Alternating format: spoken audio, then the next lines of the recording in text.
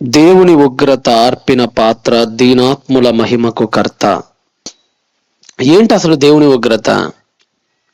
ఈ దేవుని ఉగ్రతను ఆర్పిన ఒక పాత్ర ఈ భూప్రపంచానికి వచ్చిందా?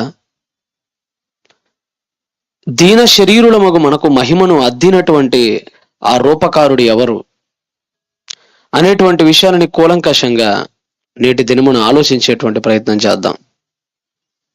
ముందుగా ప్రియులారా, ఈరోజు మానవుడు బ్రతుకుతున్నాడు అని అంటే అది వాడు హక్కో అర్హతో కాదు, కానీ కేవలం దేవుడు ప్రసాదించినటువంటి కరుణ, కనికరం, జాలి అనేటువంటి అంశాల మీద మాత్రమే మానవుడు బ్రతుకుతున్నాడు. అంతే తప్ప పుట్టాడు కాబట్టి భూమి మీద బ్రతికే హక్కేదో ఉందని మాత్రం వాడు బ్రతకట్లేదు. ఆ హక్కుని వాడు ఎప్పుడో కోల్పోయాడు. భూమి మీద నివసించే హక్కుని మానవుడు ఇప్పుడు కాదు, ఎప్పుడో కోల్పోయాడు. మరి ఇప్పుడు మనం ఎలా ఉండగలుగుతున్నాము అని అంటే హక్కు ద్వారా మనం బ్రతకట్లేదు, కేవలం ఆయన కనికరం అనేటువంటి ఆ సులక్షణము ద్వారా మాత్రమే మనం బ్రతుకుతున్నాం అన్న సంగతి గుర్తుపెట్టుకోవాలి. ఎందుకంటే నేటి సమాజాన్ని మనం జాగ్రత్తగా ఆలోచిస్తూ ఉంటే ప్రేమ కనుమరుగైపోయి జాలి, కనికరం అనేవి దివిటీలు వేసి వెతికిన ఏ దిక్కునా కనపడని పరిస్థితిలో నేడు మానవ సమాజం కొట్టుమిట్టాడుతుంది. భార్యాభర్తల మధ్య, అత్తాకోడల మధ్య, పొరుగు ఇరుగున మధ్య, స్త్రీ పురుషుల మధ్య, ఎవరి మధ్య సత్సంబంధాలు లేవు, ఎవరి మధ్య ప్రేమానురాగాలు లేవు. ఎక్కడికక్కడ కొట్టుకుంటూ, ఎప్పటికప్పుడు గీక్కుంటూ, ఎప్పటికప్పుడు కరుచుకుంటూ బ్రతుకుతున్నటువంటి జనాలు నేడు మనం చూస్తున్నాం. నిజంగా కొన్నిసార్లు పేపర్లని తెరచి చూస్తూ ఉంటే వినకూడని వార్తలు, చూడకూడని వార్తలు అనుక్షణం వింటున్నాం, అనుక్షణం చూస్తూనే ఉన్నాం. మొన్న మధ్య ఒక వార్త చూశాను, చాలా బాధాకరంగా అనిపించింది. భార్య మీద అనుమానంతో సంక్రాంతి సెలవులకి వెళ్ళారట పిల్లలు. అసలు ఎంత చిన్న చిన్న కారణాలు చూడండి.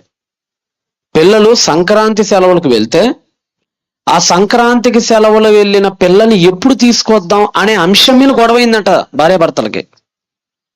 పెద్ద అసలు ఏదైనా పెద్ద అంశం అండి అసలు ఇది. సంక్రాంతికి వాళ్ళు వెళ్ళటం ఏంటి, వాళ్ళని ఎప్పుడు తీసుకురావాలనే అంశం మీద వీళ్ళిద్దరు గొడవ పడతాం ఏంటి? సరే, అలా గొడవ పడితే గొడవ పడ్డారు. ఆ గొడవ ఏదో రెండు మాటలు తలా ఒక మాట అనుకొని వెళ్ళిపోయినా బాగుండును కదా. అలా కాదు, కోపంతో విర్రవీగిపోయాడు భర్త. తల మీద తీసుకొని గట్టిగా ఒక ఆయుధాన్ని పెట్టి కొట్టాడు. ఆ అమ్మాయి చచ్చిపోయింది. ఆ అమ్మాయిని లాక్కెళ్ళిపోయాడు. ఆ అమ్మాయిని ముక్కలు ముక్కలుగా కట్ చేశాడు, కుక్కర్లో ఉడకబెట్టాడు, వాటిని బయటికి తీసి ఎండలో ఎండబెట్టాడు. ఆ ఎండబెట్టిన దాన్ని దంచి పొడి చేశాడు, పొడి చేసిన దాన్ని చెరువులో పడేశాడు. అసలు చూడండి, అసలు ఇది చంపుకునే వ్యవహారమా? వీలైతే ఒకసారి మీరు చూడండి, ఎందుకంటే నేను ఏదో అబద్ధాలు ఆడట్లేదు. మీకేదో భార్యని చంపటం నాకు వీడియో ఉంటుంది చూడండి. అంటే జాలి, కనికరాలు లేని మానవుల మధ్య మనం బ్రతుకుతున్నాం. ఇందానా ప్లే చేయనా? కాస్త అలర్ట్ గా ఉండండి, ఫస్ట్ వీడియోనే ఉంటది. లైట్స్ని ఒకసారి ఆఫ్ చేయండి వీలైతే. వాల్యూమ్ పెట్టుకోండి జాగ్రత్తగా. అంటే అసలు ఎటు వెళ్ళిపోతున్నాడు మానవుడు? ఒక పశువు కూడా 100 సార్లు ఆలోచించి చేసేటువంటి పనిని ఒక్క క్షణం ఆలోచించకుండా చేస్తున్నాడు నేడు మానవుడు. ఒక క్రూర జంతువు, ఒక క్రూర మృగం కూడా మానవుని ఇంతగా చీల్చి చెండాడదు. పాము కూడా కాటేసిద్ది, ఎందుకో తెలుసా? కేవలం తన ప్రాణ రక్షణ కోసం మాత్రమే.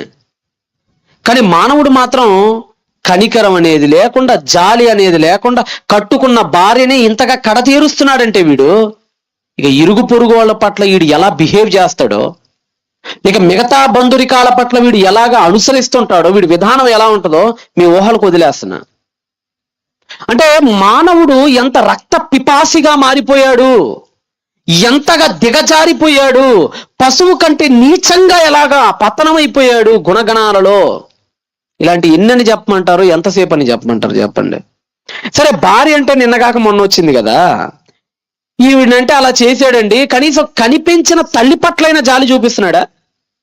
సరే, మనం అనుకోవచ్చు భార్య ఏముందంటే 25 ఏళ్ళు వచ్చిన తర్వాత పెళ్లి చేసుకుంటే మధ్యలో ఎంటర్ అయింది అమ్మాయి, ఆ అమ్మాయి పట్ల జాలి లేదు అని కాసేపు అనుకుందాం, ఆ అమ్మాయి పట్ల ఏదో కోపం వచ్చిందని కాసేపు అనుకుందాం. సరే, నువ్వు పుట్టింది కళ్ళు తెరిచి చూడంగానే మొదట కనిపించింది నీ తల్లి కదా.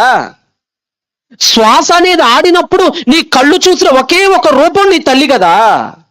ఆవిడ ఒళ్ళోనే పెరిగావు, ఆవిడ రొమ్ము పాలే తాగావు, ఆవిడతోనే ఆడావు, ఆవిడ పెట్టిన అన్నం ముద్దే తిన్నావు, ఆవిడ కడిగితే తప్ప బ్రతకలేని సర్వైవల్ బీయింగ్ గా నువ్వు మారావే. ఆవిడ పట్ల అయినా వీడికి కనికరం ఉందా కనీసం? తల్లి పట్ల అయినా వీడికి జాలుందా కనీసం? చదువుతున్న మాట మరి ఒకసారి చదువుతాం. ఈ తరుణంలో మానవుడు ఎలా మారిపోయాడు అనేది 3వ అధ్యాయం 1వ వచనం నుంచి చదువుతారా? తిమోతికి అపోస్తలుడైన పౌలు రాసినటువంటి ద్వితీయ పత్రిక 3వ అధ్యాయం 1వ వచనం నుంచి చదవండి ఒకసారి. చివరి కాలాలలో అపాయకరమైన కాలములు వచ్చునని తెలుసుకొనుము. ఏంటి ఇంతగా అంత్య దినాలు? యేసు వచ్చింది అంత్య దినాల్లోనే. యేసు వచ్చింది ఏ దినాలట? దినముల అంతమందు ఆయన తన కుమారుని మాట్లాడాను. అంటే అంత్య దినాలు యేసు వచ్చింది అంటే యేసు ప్రభు వచ్చే కాలానికి మానవుడు ఎలా మారిపోయాడో చెప్తున్నాడు. చదవండి. ఎలాగనగా మనుషుల్లోనట ప్రేమ అనేదే ఉండదట. స్వార్థం, నిలువెల్లా స్వార్థం, ధనాపేక్షలు, అంటే డబ్బు కోసం ఎలాంటి నీచ పనులకైనా వెనకాడరు వీళ్ళు. డబ్బు కోసం ఎలాంటి పనికి మారిన పనులకైనా వెనకాడరు వీళ్ళు. మొన్న నిజం ఒక న్యూస్ చూసండి షాక్ అయ్యానండి నేను.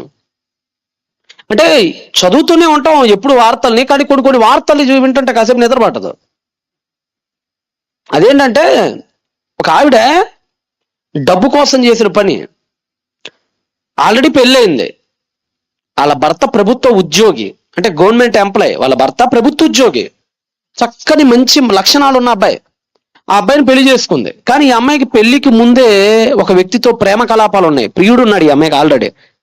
వాడికి ఏలుముద్రగాడు, వాడికి పొట్టబొడితే అక్షరం ముక్క రాదు, ఎప్పుడు పాన్ పరాగులు నవ్వులుతా సిగరెట్లు తాగుతా ఉండేటువంటి ఒక పోకిరి జులాయిగాడు వాడు ఆల్రెడీ వివాహం కాకమునిపే ఈ అమ్మాయికి ఎఫ్ఐఆర్ ఉంది ఆడితో.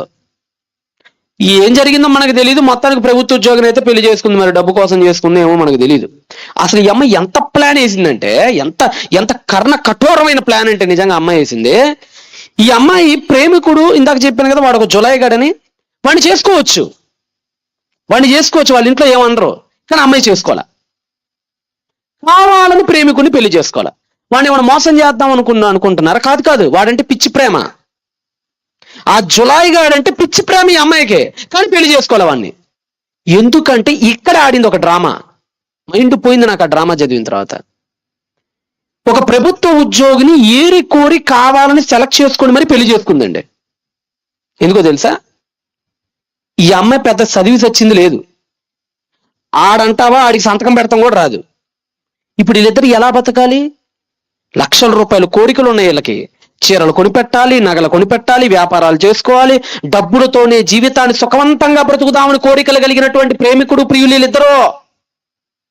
అప్పుడు అమ్మాయి వేసిన ప్లాన్ ఏంటంటే, ఓ పని చేద్దాం, ప్రియుడితో ఆడిందట ఒక ఆట. నువ్వు అలా ఉండు, నేను వేరే పెళ్లి చేసుకుంటా, నువ్వు సైలెంట్గా ఉండు, కాసేపు నువ్వేం మాట్లాడకని చెప్పింది. సరేనని చెప్పి పెళ్లి చేసుకుంది. ప్రభుత్వ ఉద్యోగం మంచోని చూసి పెళ్లి చేసుకుంది. 3 నెలలు కాపురం చేసింది. 3 నెలల తర్వాత ఆ ప్రభుత్వ ఉద్యోగిని లారీ వాళ్ళకి డబ్బులు ఇచ్చి ఆ అమ్మాయి 5 లక్షలు ఖర్చు పెట్టి వాళ్ళ ఆయన అమ్మాయి గుద్దేపిచ్చి చంపించేసిందని లారీతో.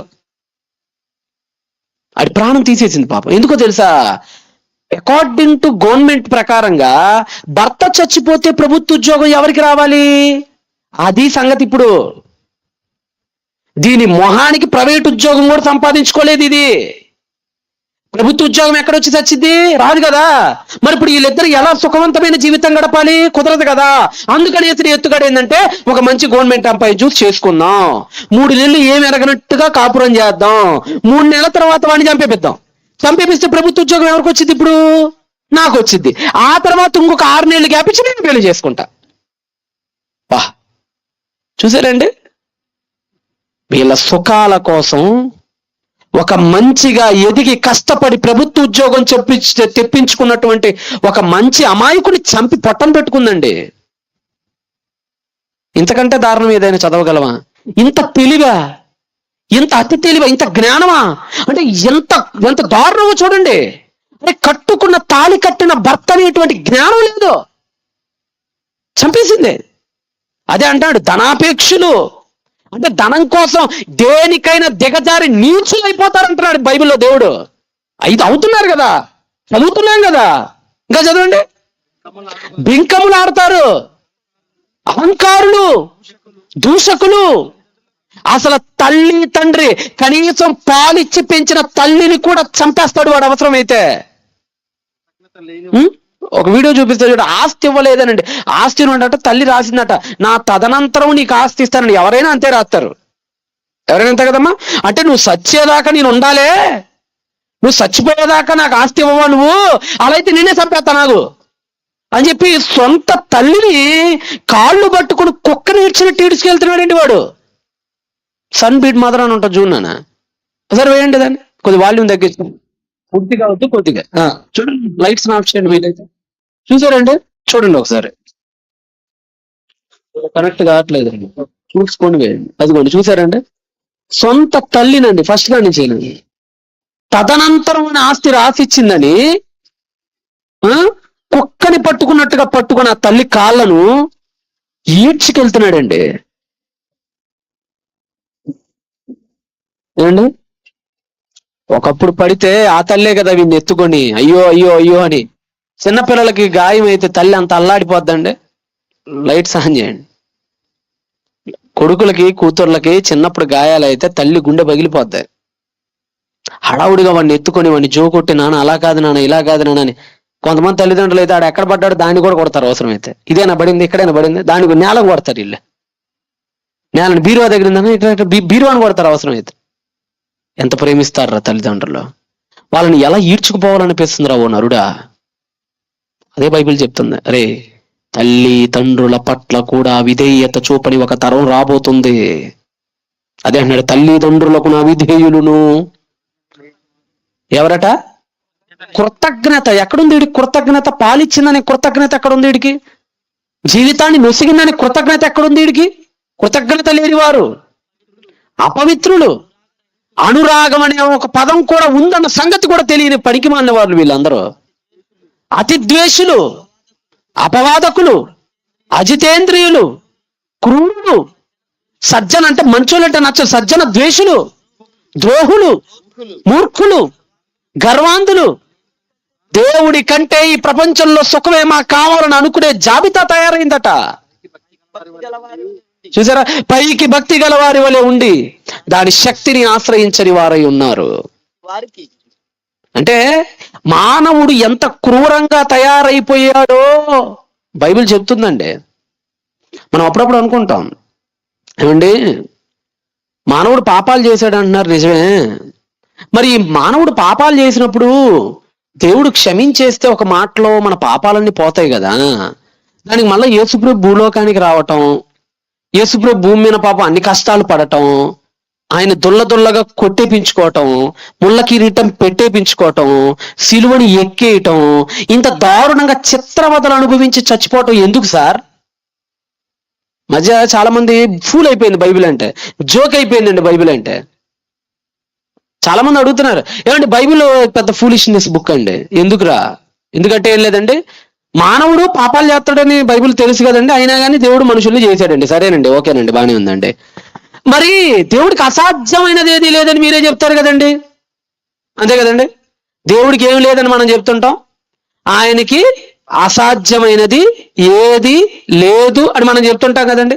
మరి మానవులందరి పాపాన్ని దేవుడు జస్ట్ అలాగా ఒక మాటతో, అరే మీ అందరి పాపాలు క్షమించేస్తున్నాను పోరా అని ఒక మాట అంటే క్షమింపబడవంట పాపాలు? మరి క్షమింపబడే కాడికి ఇంత చిన్న మార్గం తెలియక మీ దేవుడికి తెలివి తక్కువడై యేసుప్రభువుని ఎందుకంటే చంపేయటం అనవసరంగానా? ఆయనకి అసాధ్యమైంది ఏది లేదు కదా. నోటి మాటతో ఇదిగో ఈ మనుషులందరూ పాపాలు చేశారు, నీ బిడ్డ క్షమించేస్తున్నాను పోని ఒక మాట అంటే క్షమించబడతాయి కదా మన పాపాలు. దానికి యేసుప్రభు సావటం అనేంత అతి క్లిష్టమైన ప్రక్రియ ఎందుకు? కాబట్టి బైబిల్ జోకు పుస్తకం అండి అనేవాళ్ళు చాలా మంది ఉన్నారండి.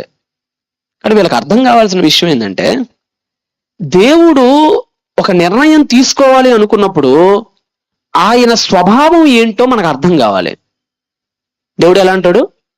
ఆయన స్వభావం, ఆయన గుణలక్షణాలు, ఆయన మనస్తత్వం, ఆయన మైండ్ సెట్ ఎలాంటిదో మనకు అర్థమైతే తప్ప దేవుడు ఎందుకు ఈ కష్టమైన పొజిషన్ ఎంచుకున్నాడు అనేది మనకు అర్థం కాదు. అసలు దేవుడి గురించి బైబిల్ గ్రంథం ఏం చెప్తుంది? టూకీగా మనం ఒకసారి కీర్తనల గ్రంథానికి వెళ్దామా? ఒకసారి మీరు అందరూ కూడా మీ బైబిల్స్ తెరచి కీర్తనల గ్రంథానికి ఒకసారి రండి. కీర్తన గ్రంథం 89వ అధ్యాయము 14వ వచనం. కీర్తనల గ్రంథము 89వ అధ్యాయము 14వ వచనం. కీర్తనల గ్రంథము 89వ అధ్యాయము 14వ వచనం. నీతి న్యాయములు నీ సింహాసనమునకు ఆధారములో ఏంటట? దైవ సింహాసనానికి ఆధారం ఏంటట? ఏ నిర్మాణంతో కట్టుకున్నాడట ఆయన తన సింహాసనాన్ని? అప్పుడప్పుడు మీ ఇల్లు కట్టుకుంటారు, మీరు ఏరి కోరి కొన్ని స్పెషల్ బ్రాండ్స్తో మీ ఇళ్ళని కట్టుకుంటారు. కొంతమంది ఇటలీ నుంచి పాలిష్ బండ్లను తెప్పిస్తుంటారు, టైల్స్ని ఇటలీ నుంచి. మొన్న కూరేలే గోదావరి జిల్లాలో హౌస్ ఓపెనింగ్కి చెప్తున్నాడు ఆయన, ఇల్లంతా తిప్పుతూ చెప్తున్నాడు ఎక్కడెక్కడ ఏం విశేషాలు ఉన్నాయో చెప్తున్నాడు. అన్నా మా ఇంటి దర్వాజాలు, మా ఇంటి తలుపులు ఈ చెక్కంతా లెబనాన్ నుంచి తెప్పించానన్న, దేవదారు మ్రాను.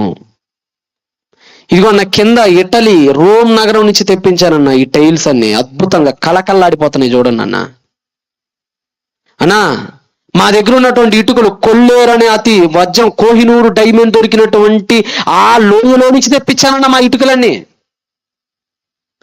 అతను చెప్తున్నాడు అంటే తన ఇల్లు ఎలా నిర్మించుకున్నాడో చెప్తున్నాడు. ఏ చెక్కతో తలుపులు తయారు చేయించుకున్నాడో, ఏ రాళ్లతో పునాది వేయించుకున్నాడో, రకరకాలుగా అతను ఏ ఏ ప్రాంతాల నుంచి వర్కర్స్ తెప్పించుకున్నాడో, తన ఇంటికి నిర్మాణం తను ఎలా చేసుకున్నాడో చెప్తున్నాడు. దేవుడు కూడానట తన సింహాసనాన్ని కొన్ని పిల్లర్ల మీద నిర్మించుకున్నాడట, తన పరలోక సింహాసనాన్ని. వాటిలో 4 కాళ్ళు ఉంటాయి కదండి. చైర్కి ఎన్ని కాళ్ళు ఉంటాయండి? 4. ముందు 2, వెనక 2. ముందు 2 కాళ్ళు ఏంటో తెలుసా? దేవుడి సింహాసనానికి ముందు 2 కాళ్ళు ఏంటో ఇప్పుడు మళ్ళా చదవండి మీరు. 89:14. నీతి న్యాయములు నీ సింహాసనమునకు ఆధారములు. అంటే కూర్చునే చైర్కి 4 ఉన్నాయి అనుకుంటే కాళ్ళు, మొదటి 2 కాళ్ళట నీతి న్యాయాలటవి. అంటే దేవుడట నీతి న్యాయాలతో బ్రతికే వ్యక్తట, నీతి న్యాయాలతో చలించే వ్యక్తట. ఆయన అణువు నీతి, ఆయన అనుక్షణం ఉండే న్యాయం. ఆయన నీతి న్యాయం అనే 2 సద్గుణాలు. మరి న్యాయం అనే సద్గుణం కలిగినోడు నువ్వు ప్రతి పనికి మాలిన పాపం చేసుకుంటూ వెళ్ళిపోతుంటే నిన్ను ఊరకలా ఒక నోటితో క్షమించేస్తే ఆయన న్యాయవంతుడు ఎలాగవుతాడండి? అధికారం ఉంది కదా, నేను దేవుణ్ణి కదా, నన్ను అడిగేవాడు ఎవడున్నాళ్ళే అని ఇష్టం వచ్చినట్టుగా నువ్వు పాపాలు చేయి నేను క్షమించేస్తాను, నువ్వు పాపాలు చేయి నేను క్షమించేస్తా, నువ్వు ఇష్టమైన చేసేయి నేను క్షమించేస్తానని నువ్వు ఏ పనికి మాలిన పని చేసినా ఓరకనే క్షమ అనుగ్రహించేవాడైతే ఆయన న్యాయవంతుడు ఎలాగవుతాడు? అవడో. మీకు ఒక వ్యక్తిని చూపిస్తాను ఇప్పుడు. ఆయన former president of United states of America. America దేశానికి మాజీ రాష్ట్రపతి. ఆయనే జోసెఫ్ బైడెన్.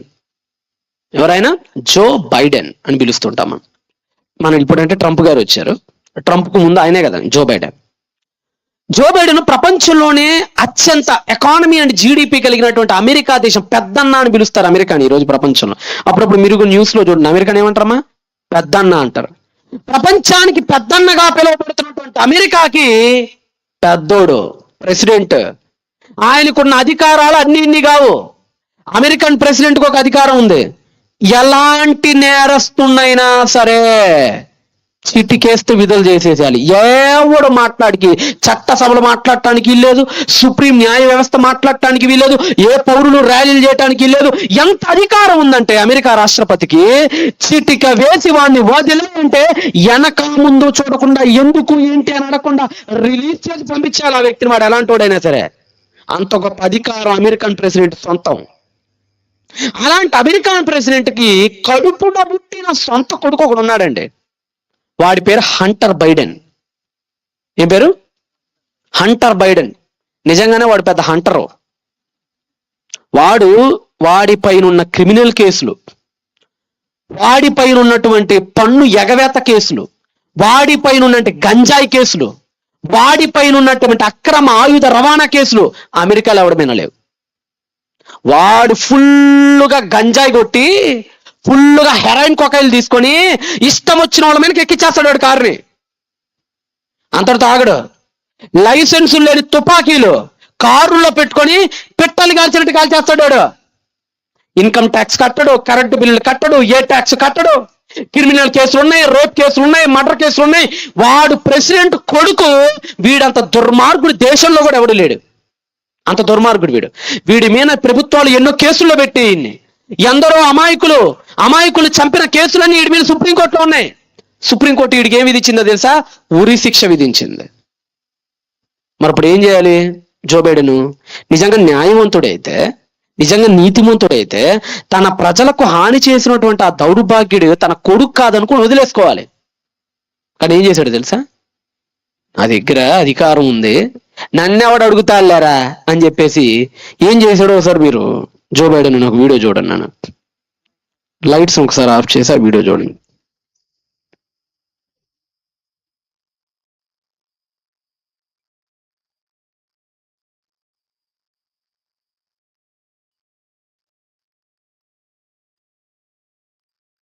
ఒకప్పుడు అలా చేయనని చెప్పాడు.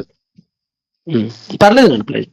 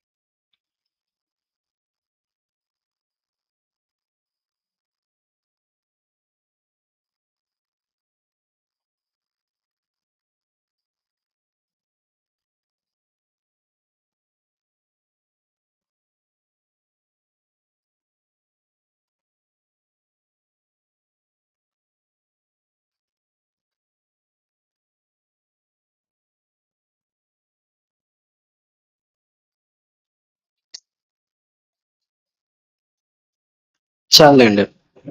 అమెరికన్ సమాజం అంతా నువ్వేం ప్రెసిడెంట్ అని మొహం మీద వస్తుంది.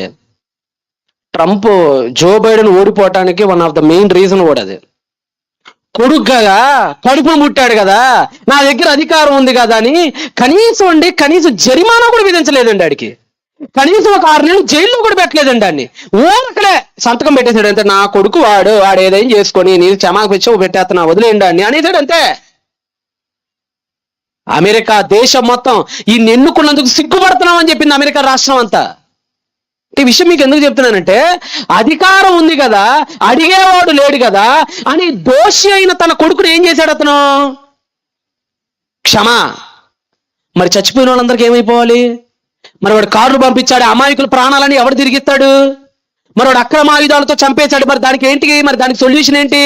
మరి డ్రగ్స్ తీసుకొని డ్రైవ్ చేశాడు, మరి దానికి పనిష్మెంట్ ఏంటి? ఏం లేదు. నా దగ్గర అధికారం ఉంది, నా ఇష్టం అంతే, నా ఇష్టమైనట్టు చేస్తా. ఇలా ఉన్నాడు మానవుడు. కానీ దేవుడు ఎట్టాంటోడు కాదండి. నువ్వు ఏ పోరంబోకు పని పడితే ఆ పోరంబోకు పని చేసిరా, నేను చివరిలో నీకు క్షమాభిక్ష ఇచ్చేస్తాను అనేవాడు కాదు దేవుడు. చాలా మందికి బైబిల్ అర్థం కాల. చాలా మంది ఏమన్నారు తెలుసా? నేను ఒక 100 మటర్లు చేసి బాప్తీసం తీసుకుంటాను, పరలోకానికి పోతానని అడుగుతున్నారు ఈ మధ్య బయట. అసలు బుర్ర ఉంది వీడికి? అలా చెప్పిందా బైబిల్? బైబిల్ అలా చెప్పిందా? 100 మటర్లు చేయి, తర్వాత బాప్తీసం తీసుకో, క్షమాభిక్ష ఇస్తానని ఎక్కడైనా యేసు ప్రభు చెప్పాడా? అసలు ముందు 100 మర్డర్లు చేసి నేను బాప్తీసం పొందుతానని ఈ మనసులోని మాట వచ్చిందే, దానికి కూడా దేవుడు క్షమానుగ్రహించడు. బైబిల్ ఎలాంటిదంటే గత పాపాల విమోచన తప్ప భవిష్యత్ పాపాల భరోసా కాదు. అది గత పాపాల నుండి నిన్ను విమోచిస్తుంది, అంతేకాని భవిష్యత్ పాపాలకు భరోసా కాదు. నువ్వు చేయి, నీకు క్షమిస్తాననే లైసెన్స్ కాదు ఇది.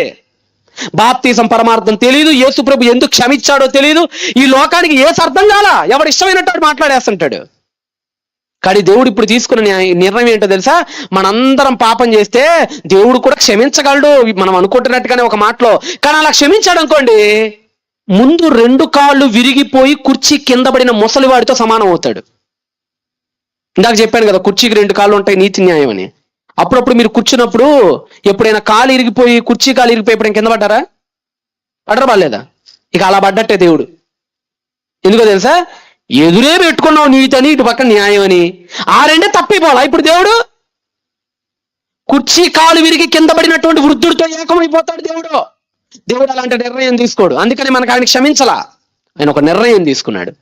ఇంకో మంచి మాట చూడండి, ఇదే కీర్తనల గ్రంథము 33వ అధ్యాయం 5వ వచనం చదవండి. ఇదే కీర్తనల గ్రంథము 33వ అధ్యాయం 5వ వచనం చదవండి. ఇదే కీర్తనల గ్రంథము 33వ అధ్యాయం 5వ వచనం. ఆయన నీతిని న్యాయమును ప్రేమించుచున్నాడు. చూసారా? మన దేవుడికి ఇష్టమైనవి ఏంటంటే ఏదైనా ఉందంటేనట అది నీతి అంటే ఆయనకి ఇష్టమటండి. నీతిగా ఉండటం అంటే ఆయనకి ఇష్టమటండి. న్యాయంగా ప్రవర్తించడం అంటే ఆయనకి ఇష్టమటండి. ఇందాక కానీ ఇప్పుడు కానీ ఇలాంటి రెఫరెన్స్లు ఒక 88 చూపించగలను మీకు. 88 రెఫరెన్స్లు. నీతి న్యాయములు, నీతి న్యాయములు, నీతి న్యాయములని ప్రవక్తలు ఇంకైపోయేదాకా రాశారు. పావురపు రెక్క చినిగిపోయేదాకా రాశారు. పాపిరస్ ప్రతులు ప్రట్టనంతగా రాశారు.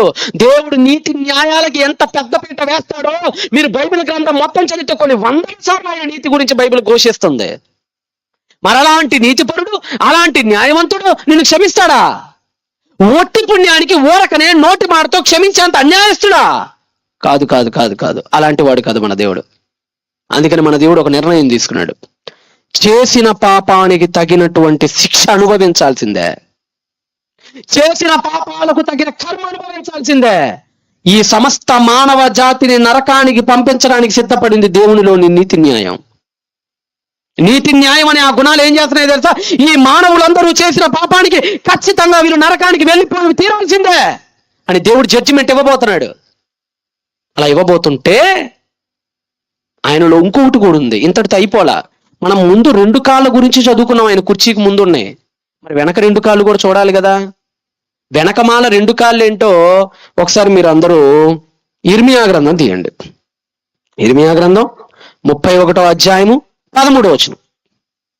ఇర్మియా గ్రంథం 31వ అధ్యాయము 13వ వచనం. వారు దుఃఖమునకు ప్రతిగా సంతోషమిచ్చి వారిని ఆదరించెను. నేను వారికి ఆనందము కలుగజేయుదును గనుక. ఇర్మియా గ్రంథం 31:13 కదా. సరే, 1 యోహాను 4:8 రండి ఒకసారి. మళ్ళీ అటు వెళ్దాం, మళ్ళీ ఇర్మియాకి వెళ్దాం, అక్కడి నుంచి ఇక్కడికి పరిగెడదాం. 1 యోహాను 4:8 చదవండి. 1 యోహాను 4:8. దేవుడు ఏ స్వరూపట? దేవుడు ప్రేమాస్వరూపి. ప్రేమ లేనివాడు అంటే దేవుడికి ఒక స్వరూపం ఉందట. ఏ స్వరూపం అంటే మహానుభావుడికి ఉంది? ప్రేమ అనేటువంటి స్వరూపం ఆయనకు ఉందట. అంటే దేవుడి ఇమేజ్, ఆయన రూపం. దేవుడు బొమ్మ గీయండి అని ఒక ఆర్టిస్ట్ని పంపించారు అనుకోండి, ఆర్టిస్ట్ ఏం గీయాలో తెలుసా? లవ్ సింబల్ వేసి వెళ్ళిపోవాలి అక్కడి నుంచి, అంతే. అప్పుడప్పుడు మీరు పార్కులకి వెళ్ళినా అప్పుడప్పుడు బొమ్మలు గీసేవాళ్ళు ఉంటారు. ఇప్పుడు ఎదురుపడ్డారమ్మా, మీరు ట్యాంక్ బండి వెళ్తే ఎక్కువ కనపడతారు వాళ్ళు. ట్యాంక్ బండి ఎప్పుడైనా వెళ్ళారు మీరు? ట్యాంక్ బండి వెళ్ళినప్పుడు మీ ఫోటోలు గీస్తామని చెప్పి చాలా మంది కనపడతారు మీకు అక్కడ. అప్పుడు మీరు అలా కూర్చోబెడతారు. అలా కూర్చోబెడితే చక్కగా మీ నుదురు భాగం మొత్తం చక్కగా అలా గీస్తారు మిమ్మల్ని. దేవుడు ఒకవేళ ప్రత్యక్షమయ్యి ఒక ఆర్టిస్ట్ని బయటకు తీసుకొచ్చి, రే దేవుడు ఎలా ఉంటాడో గీరా అని గీయాలనుకో, వాడి వల్ల కాదు. ఒక బొమ్మ గీసి వెళ్ళిపోవాలి వాడు అక్కడ. జస్ట్ అలా ఒక లవ్ సింబల్ వేసి వెళ్ళిపోవాలి, అంతే. అది ఆయన స్వరూపం. ఇప్పుడు రండి ఇర్మియా గ్రంథానికి. ఇప్పుడు రండి 31వ అధ్యాయం 3వ వచనం. ఇర్మియా గ్రంథం 31వ అధ్యాయం 3వ వచనం. ఇర్మియా గ్రంథం 31వ అధ్యాయం 3వ వచనం. చాలా కాలము క్రిందట యెహోవా నాకు ప్రత్యక్షమై ఇట్లనెను, నేను శాశ్వతమైన ప్రేమతో నేను నిన్ను ప్రేమించుచున్నాను. ఏ ప్రేమట? తాత్కాలిక ప్రేమ కాదట. దేవుడికి మన పట్ల ఉన్న ప్రేమ, that's not temporary love but eternal love. దేవుడికి మన పట్ల శాశ్వతమైన ప్రేమ ఉందటండి. ఎంత ప్రేమ? ఒక మాట గుర్తుంది కదా మీకు, ముదిమి వచ్చు వరకు నేను నిన్ను ఎత్తుకుంటా. ఎప్పటి వరకు ఎత్తుకుంటాడట? మీ పిల్లల్ని ఎంతవరకు ఎత్తుకుంటారండి మీరు? 2 ఏళ్ళు ఎత్తుకుంటుంది అమ్మ. 3 ఏడు వచ్చింది అనుకో, గాడిదలో పెరుగుతున్నావు, నడువు సార్లు అనిద్ది, ఎత్తుకోదు. అప్పుడు పిల్లలు అల్లరి చేస్తుంటారు పాపం. వాళ్ళ అమ్మలేదే నాకు చేతులు నొప్పులు పడుతున్నారా, నేను ఎత్తుకొని పో బాబు అనిద్ది. మన పిల్లల్ని 2 ఏళ్లే, కానీ దైవం చెప్తుంది, దేవుడు చెప్తున్నాడు, రే పండు ముసలోడైపోయి మొత్తం పళ్ళన్నీ ఊడిపోయి చర్మం అంతా చీకిపోయి పైన వెంట్రుకలన్నీ తెల్లబడిపోయినా నువ్వు నాకు చిన్నపిల్లోడు వేరా, నిన్ను ఎత్తుకుంటా, రా కమ్. భార్యని మొదట్లో బాగా ఎత్తుకుంటాడు భర్త, ప్రేమ ఎక్కువ కదా. ఎత్తుకున్నాడు ఇప్పుడే మీ ఆయన, ఎత్తుకుంటాడులేండి ప్రేమగా కొత్తలో. ఆ తర్వాత చూడండి పొరపాటును కూడా ఎత్తుకోడు, ప్రేమ అయిపోయింది కాబట్టి ఎత్తుడు తగ్గిపోయింది. ఇక అది తల్లికి బిడ్డ పైనైనా భర్తకు భార్య పైనైనా ఈ ఎత్తుకోవటం ఎంతసేపు అంటే ప్రేమ ఉన్నంత వరకే. తర్వాత లేదు పందిలా ఉన్నావు, ఎవడెత్తుకుంటాడు పో అంటాడు అంతే. అది బిడ్డల పైన తల్లి అయినా అంతే చేస్తుంది, భార్య విషయంలో భర్త అయినా అలా చేస్తుంది. దీనికి ఎవరు అతీతులు కాదు. మన ప్రేమలన్నీ తాత్కాలికమైన ప్రేమలు, మన ప్రేమలన్నీ అందం ఉన్నంత వరకే ఉండే ప్రేమలు, మన ప్రేమలన్నీ భార్య అందంగా ఉన్నంత వరకే మన ప్రేమ. పెద్దలు 2 సామెతలు చెప్తారు, భర్త గుణం భార్య అనారోగ్యంలో తెలుస్తుందట, భార్య గుణం భర్త పేదరికంలో తెలుస్తుందట. విన్నారు ఎప్పుడైనా? అంటే భార్య అందంగా చక్కగా, మరి యవనస్తులు కదా, 20-25 ఏళ్ళ పిల్లలు యవనంగా ఉంటారు కాబట్టి ప్రతివాడు చూడంగానే ప్రేమించేస్తాడు, నీ కోసం ప్రాణాలు ఇస్తానంటాడు. అదే రేపొద్దున భార్యకి ప్రెగ్నెన్సీ వచ్చి ఒక పిల్ల పుట్టిన తర్వాత మరి తినేటప్పుడు కాస్త లావ్ అయ్యి కాస్త అప్పుడున్నంత చర్మపు కాంతి కోల్పోతే అంత ఎక్కడ ఉంటదండి ప్రేమ? అసలు మీకు మీరే ఆలోచించుకోండి. భార్య అయినా అంతే సేమ్. భర్త చక్కగా ఉన్నంత వరకు హీరో, భర్త శుభ్రంగా ఇంత పొట్టేసుకొని పాపం పనులు లేక చేతిలో రూపాయి లేకపోతే ఏమైపోతాడు? జోకర్ అయిపోతాడు. భార్య కూడా మాట ఏందో, మొదట్లో భర్త అంటే చాలా విధేయత, భర్త అంటే చాలా ప్రేమ, కానీ ఉండే కొంది భర్త పైన ఆ ప్రేమను కోల్పోయింది. అదే అంటున్నాడు, అరే మీ ప్రేమలన్నీ తాత్కాలికమైనవిరా, కానీ నా ప్రేమ లాంటిది కాదు. నా ప్రేమ ఎలాంటిది తెలుసా? నేను మిమ్ముని శాశ్వతమైన ప్రేమతో ప్రేమించుచున్నాను. God's love is eternal love. అంటే దేవుడికి ప్రేమ అనే ఒక గుణం ఉందండి. ఇందాక ఫస్ట్ ఒక గుణం మాట్లాడుకున్నాం మనం ఇందాక దాకా. ఏ గుణం? న్యాయం అనే గుణం. న్యాయం అనే గుణం మానవుణ్ణి, ఈ దరిద్రుని నరకానికి ఈడ్చుకుపో అని న్యాయం చెప్తుంటే, అయ్యా క్షమించేయ్యా, నీ కొడుకే కదయ్యా అని ప్రేమ చెప్తుంది. 2 గుణాలు ఆయనలో తర్జన భర్జన పడుతున్నాయి, 2 స్వభావాలు ఆయనలో తర్జన భర్జన గురవుతున్నాయి. న్యాయమేమో త్రాసు పట్టుకొని వీళ్ళు నరకానికి పంపించేయాలి అని చీటీ రాసిస్తుంది. ప్రేమేమో గడ్డం పట్టుకొని బతిలాడుతుంది. ఎందుకంటే మనని నరకానికి పంపించవచ్చు, కానీ ప్రేమేమో వద్దంటుంది ఆయనలో. ఏం చేయమంటారు చెప్పండి? అప్పుడప్పుడు కనికరం, ప్రేమ అనేవి మనకు వస్తూ ఉంటాయండి. అవి మన తండ్రి పోలికలు అవన్నీ. ఇప్పుడు మీకు ఒక వీడియో చూపిస్తాను. ఆ వీడియో చూసిన తర్వాత మీకు అతని పట్ల కోపం వస్తుందా, ప్రేమ వస్తుందా, కనికరం వస్తుందా నాకు చెప్పండి. ఓకే, ఇప్పుడు మీకు వీడియో చూపిస్తా. అతను ఏమీ అమాయకుడేం కాదు. అతను ఎంత దరిద్రుడంటే 12 లక్షల రూపాయల్ని బెట్టింగ్ లో పెట్టి పోగొట్టాడు. ఆ 12 లక్షలు ఆడి కాదు, ముసలోళ్ళ పెన్షన్ డబ్బులు. ఇది ట్విస్ట్. ఇక్కడ ముసలోళ్ళు ఉన్నారమ్మా. ఇక్కడ ఎంత ఇస్తున్నాడమ్మా మీకు రేవంత్ రెడ్డి గారు? ఎంత ఇస్తున్నారు పెన్షన్? ఎంత? 2000. మా ఆంధ్రాలో 3-4 ఇస్తున్నారులేండి. ఎంతో 2000 అట కదా, 2000 పెన్షన్ ఇస్తున్నారు. ఇప్పుడు పెన్షన్ అంతా కూడా అండి, ఇతను మా ఆంధ్రాకి సంబంధించిన వ్యక్తులండి, దాదాపుగా 3000 ఏమి ఇస్తున్నారు మా వైపు ముసలి వాళ్ళకి. ఈ సెక్రటేరియట్ లో ఒక వ్యక్తి ఉంటాడు, ఆఫీసర్. అతని చేతిలో పెడతారా, అతని తర్వాత హైరార్కీ లెవెల్ ఉంటది. అలా కిందకి వచ్చి ముసలోళ్ళ చేతిలో 3000 అందుతాయి. ఇలాగా 12 లక్షల రూపాయల సొమ్ముని ఆ గ్రామానికి చెందినటువంటి ఒక అధికారి చేతిలో ఉంటుంది. అతను సెక్రటేరియట్ లో ఒక ఆఫీసర్, పెన్షన్లు పంచే ఆఫీసర్. అతను ఏం చేశాడు తెలుసా? ఈ మధ్య ఐపీఎల్ ఒకటి ఉంది కదా, దిక్కుమాలిన ఐపీఎల్. టీవీలు పగిలిపోతున్నాయండి బయట. వాడు ఏదో టీంలో ఉంటాడట, ఆ టీం ఓడిపోయిందని ఆడెవడో టీవీ పగలు కొట్టేశాడు చిన్నపిల్లోడు. కోపం. ఈ బెట్టింగ్ అనేది ఒకటి వచ్చిందండి, ఆన్లైన్ బెట్టింగ్. విన్నారు ఎప్పుడైనా? Online betting. ఏం రూపాయలు తెలుసా? రూపాయి పెడితే 5 రూపాయలు, 5 రూపాయలు పెడితే 25 రూపాయలు. ఇది ఆన్లైన్ బెట్టింగ్ 1:5. వీడు ఏమనుకున్నాడు తెలుసా? నేను 12 లక్షలు పెడతా, 1:5 అంటే అంత దాదాపుగా 1,20,00,000 దాకా వస్తాయి ఇప్పుడు వీడికి అని వీడు అనుకోనండి. ముసలోళ్ళ పెన్షన్ అందరూ అసలు ముసలోళ్ళ పాపం ఎదురు చూసేదే ఈ పెన్షన్ ఎప్పుడు 1వ తారీఖు వచ్చి దాన్ని చూస్తుంటారు పాపం వీళ్ళేమో. మీ ఇంట్లో ముసలోళ్ళ దగ్గరికి వెళ్ళండి, అవ్వ లెక్కేసుకుంటూ ఉంటుంది, ఈరోజు 22, రేపు 23, ఎందుకు అవ్వ ఏమన్నా పని ఉందా అంటే ఏం లేదు, 1వ తారీఖు పెన్షన్ వస్తుంది. పాపం ముసలోళ్ళందరూ వెయ్యి ఆశలతో పెట్టుకొని ఎదురు చూస్తూ ఉంటారు ఆ 1వ తారీఖు కోసం. ఎందుకంటే పాపం వాళ్ళకి ఎవరు ఇవ్వరు కదా, ఆ ప్రభుత్వం ఇచ్చేది పాపం వాళ్ళకి. వాళ్ళకి ఏదో చిన్న చితక కొనుక్కుంటే వాళ్ళ సంబరం మీద వాళ్ళది పాపం ముసలివారిది. వాళ్ళు ఎదురు చూసేది 1వ తారీఖు. వీడు ఏం చేశాడు తెలుసా, 1వ తారీఖు ముసలోళ్ళ దగ్గరికి వచ్చి అవ్వా నేను ఊర్లో ఉండట్లేదు 2 రోజులు ఆగొస్తానని చెప్పి ఆ ముసలోళ్ళందరికీ అబద్ధం చెప్పి 12 లక్షలు తీసుకెళ్ళండి బెట్టింగ్ యాప్లో పెట్టేశాడండి. ₹1,00,000 వస్తున్నాయి సంబరపడిపోతున్నాడు. తెల్లారు లెగిచి కళ్ళు తుడుచుకొని చూస్తే సున్నా, గుడ్డు సున్నా అంటారు కదా, గుండు సున్నా, అంత పెద్ద సున్నా వచ్చి పడింది అక్కడ. ఒక్కసారిగా హాఫట్ అయిపోయింది మొత్తం. ముసలోళ్ళందరూ ఎదురు చూస్తున్నారు. ముసలోళ్ళందరూ పాపం అయ్యో ఏంది ఇంకా రాలేదు, ఇంకా ఎంత కొన్ని వేల మంది ముసలోళ్ళ పొట్టను కట్టాడండి వాడు.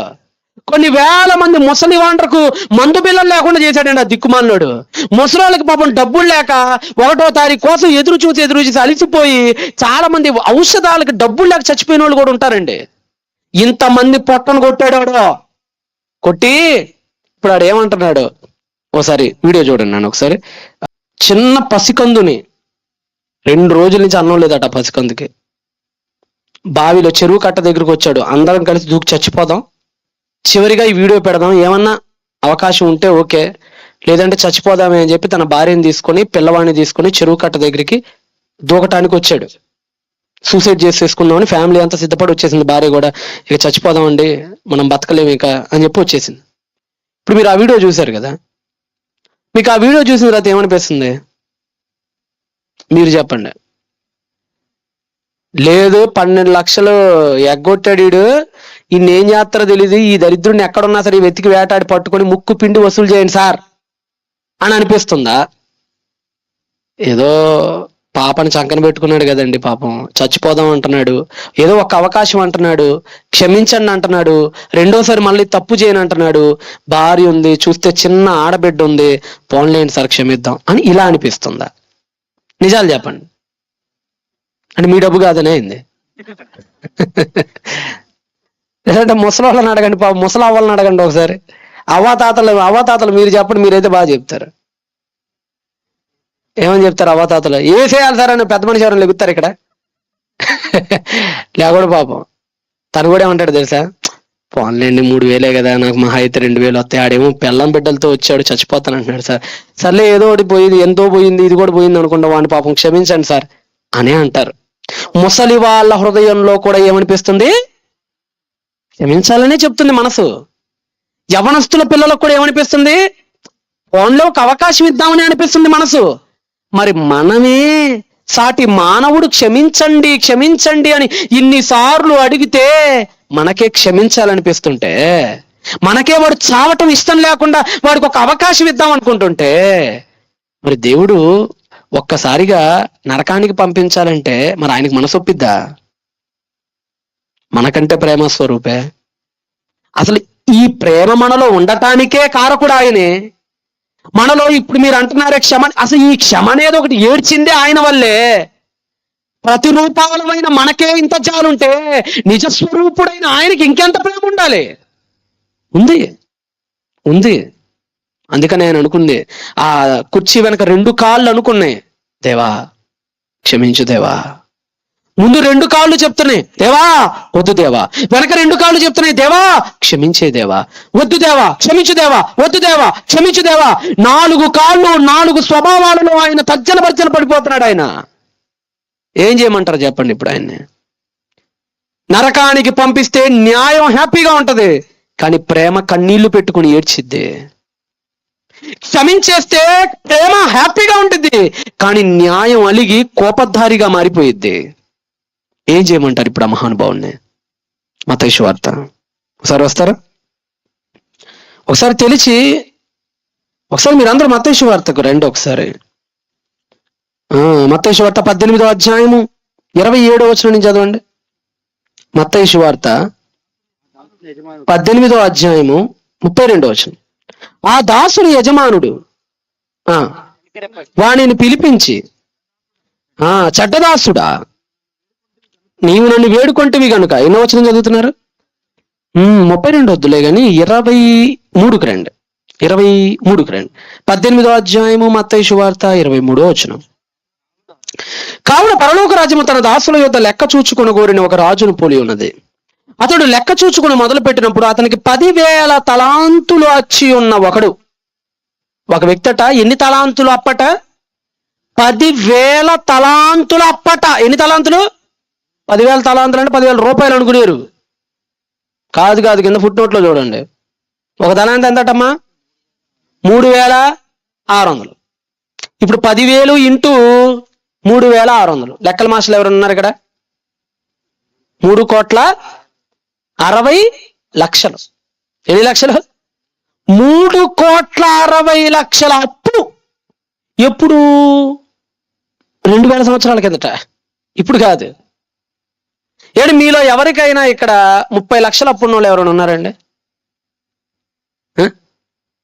సరే, 30 లక్షలు అంటే అప్పుడప్పుడు కొంతమంది తగులుతుంటుంది. 1,00,00,000 రూపాయలు అప్పున్న వాళ్ళు ఎవరైనా ఉన్నారు ఇక్కడ? ఉన్నవాళ్ళు చేతులు పైకి ఎత్తండి. ఎవరు లేదు, మీరేం తిరుగుతారండి మాకన్నా. జస్ట్ అడుగుతున్నాను అంతే. 1,00,00,000 రూపాయలు అప్పు ఎవడికి లేదు. మొన్న మధ్య ఎవరు డాన్స్ మాస్టర్ 6 లక్షలు అప్పు కట్టలేక చచ్చిపోయాడట. ఈ మధ్య మొన్న క్రెడిట్ కార్డు ఎవడో తీసుకున్నాడట పాపం. మొన్న చూస్తున్న వీడియో. 60,000 రూపాయలు క్రెడిట్ కార్డు తీసుకొని 60,000 రూపాయలు కట్టకపోయేటప్పటికి ఆ క్రెడిట్ కార్డు బ్రోకర్ ఇంటికి వచ్చాడు, సూసైడ్ చేసుకొని చచ్చిపోయాడండి ఒక ఆయన. ఏది 60,000కి చచ్చిపోయాడు. కొంతమంది రైతులు పంటలు పండగ 2-3 లక్షలు అప్పులు కట్టలేక రుణమాఫీ కాక ఎంతమంది చచ్చిపోతున్నారు అనుకున్నారు ఊరేసుకొని. ఏమండి, 1,00,000 రూపాయలు అప్పు అంటే ఈ రోజుల్లో తలకి మించిన భారం అండి అది. అవునా కదా చెప్పండి? ఈ రోజుల్లోనైనా సరే, ఇప్పుడైనా సరే అప్పు అనేది తలకి మించిన భారం. మొన్న బెంగళూరుకి వెళ్ళాను నేను. ఒక బ్రదరు వాళ్ళ ఇంట్లో ఆతిథ్యం ఇచ్చాడు. 2 బెడ్రూమ్ ఫ్లాట్ బాగుంది, చాలా చక్కగా ఉంది. ఎంత అయింది బ్రదర్ అని అడిగా. మంచి ఐటీ, మంచి ఏరియా చాలా మంచి ఏరియా, పెద్ద మంచి పాష్ ఏరియా అది. అడిగా, అన్న ఎంత అయిందని అడగటం కంటే ఎంతకాలం కట్టాలని అడగండి అన్న, బాగుంటుంది అన్నాడు. సరే నువ్వే చెప్పి ఎంతకాలం కట్టాలన్నా. నాకు 75 ఏళ్ళు వచ్చేంత వరకు కట్టాలన్నా, ఇప్పుడు నాకు 25 ఏళ్ళు అన్నాడు. అది 75 సంవత్సరాలు వచ్చేంత వరకు నెలకి 30,000 చొప్పున కడుతూనే ఉండాలట. ఎంత బాబు? ఎంతకంటే 14 కోట్లట. చూడండి ఏమండి, అప్పు అంటే మామూలుగా ఉండదండి. అప్పు ఉన్న వాళ్ళని ఒకసారి కదిలించండి పాపం. కుండలు ఎప్పుడు కుంపట్ల మండిపోతుంటాయి. ఎప్పుడెప్పుడు అప్పు తీరిపోద్దా, ఎప్పుడెప్పుడు అప్పు తీరిపోద్దా.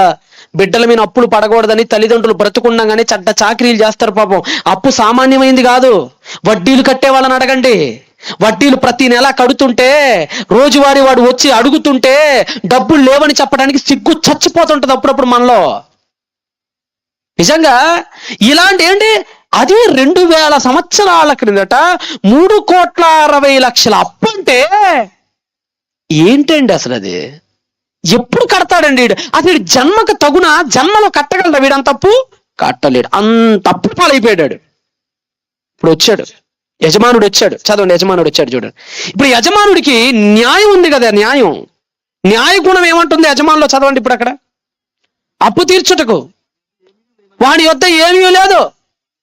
వాడి యజమానుడు వాడిని న్యాయం, మనలో కూడా న్యాయం ఉంటుంది. న్యాయం అంటే ఏందనుకున్నా? న్యాయం అంటే నేను ఇచ్చాను కాబట్టి నాకు తిరిగి ఇవ్వాలనేదే కదా న్యాయం అంటే. న్యాయం అంటే ఏంటి చెప్పండి మీరు? అప్పుడప్పుడు పక్కింటి ఆవిడ దగ్గర కందిపప్పు తీసుకుంటారు అనుకోండి గ్లాసు.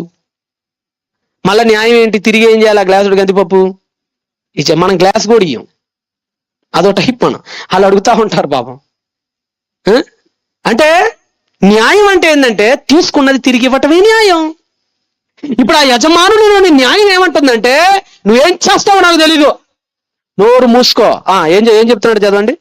నీ భార్యను, నీ పిల్లలను, నీకు కలిగినది యావత్తు అమ్మేసాయి, నాకేం చేస్తావో తెలియదు, నోరు మూసుకొని సాయంత్రం 6 గంటల లోపల 3,60,00,000 నా కాళ్ళ దగ్గర ఉండాలి, కబర్దారని చెప్పి వెళ్ళిపోయాడు యజమాని. న్యాయం. తప్పేమని అన్నాడేంటి? ఒకవేళ మీరు అప్పిస్తే వదిలేస్తారా ఏంది? మీరు చెప్పండి, వదులుతారా? మీరు అప్పిస్తే తెల్లారికి ఫోన్లు వెళ్ళిపో, వెళ్ళిపోతాయి లేవా? అప్పు ఇచ్చామంటే మనకు నిద్ర పట్టదు. 5,000 వసూలు చేసేదాకా నిద్ర పట్టదు మనకి. ఆడాలకైతే మరి ఎక్కువ ఇది. మగాడైనా క్షమిస్తాడులే, కానీ వీళ్ళైతే అట్టట్ట వదులుతా 5,000 ఏదో పనికి వస్తాయి, తీసుకో అంటుంటారు. అంటే 10 రూపాయలు 25 రూపాయలు అప్పు ఉంటేనే దాని ముక్కు పిండి వసూలు చేసేదాకా మనసు ఒప్పుకోదు. మరి అట్ట ఒప్పుకుంటే యజమానికి 3,60,00,000 అప్పు చేశాడు. ఏమంటే మీరు ఎవరైనా 3 లక్షలు అప్పు క్షమించాలి ఉన్నారండి? మీరు ఎవరు లేరు. 3 లక్షలు అప్పు క్షమించేంత ధర్మప్రభువులు ఎవరైనా ఉంటే కథ లేకుండా నాకే ఇవ్వండమ్మా 3 లక్షలు లేదు ఎవడు పొరపాటును కూడా క్షమించాం మనం. మరి 3,60,00,000 అప్పు ఇచ్చాడు, ఎందుకు క్షమిస్తాడు?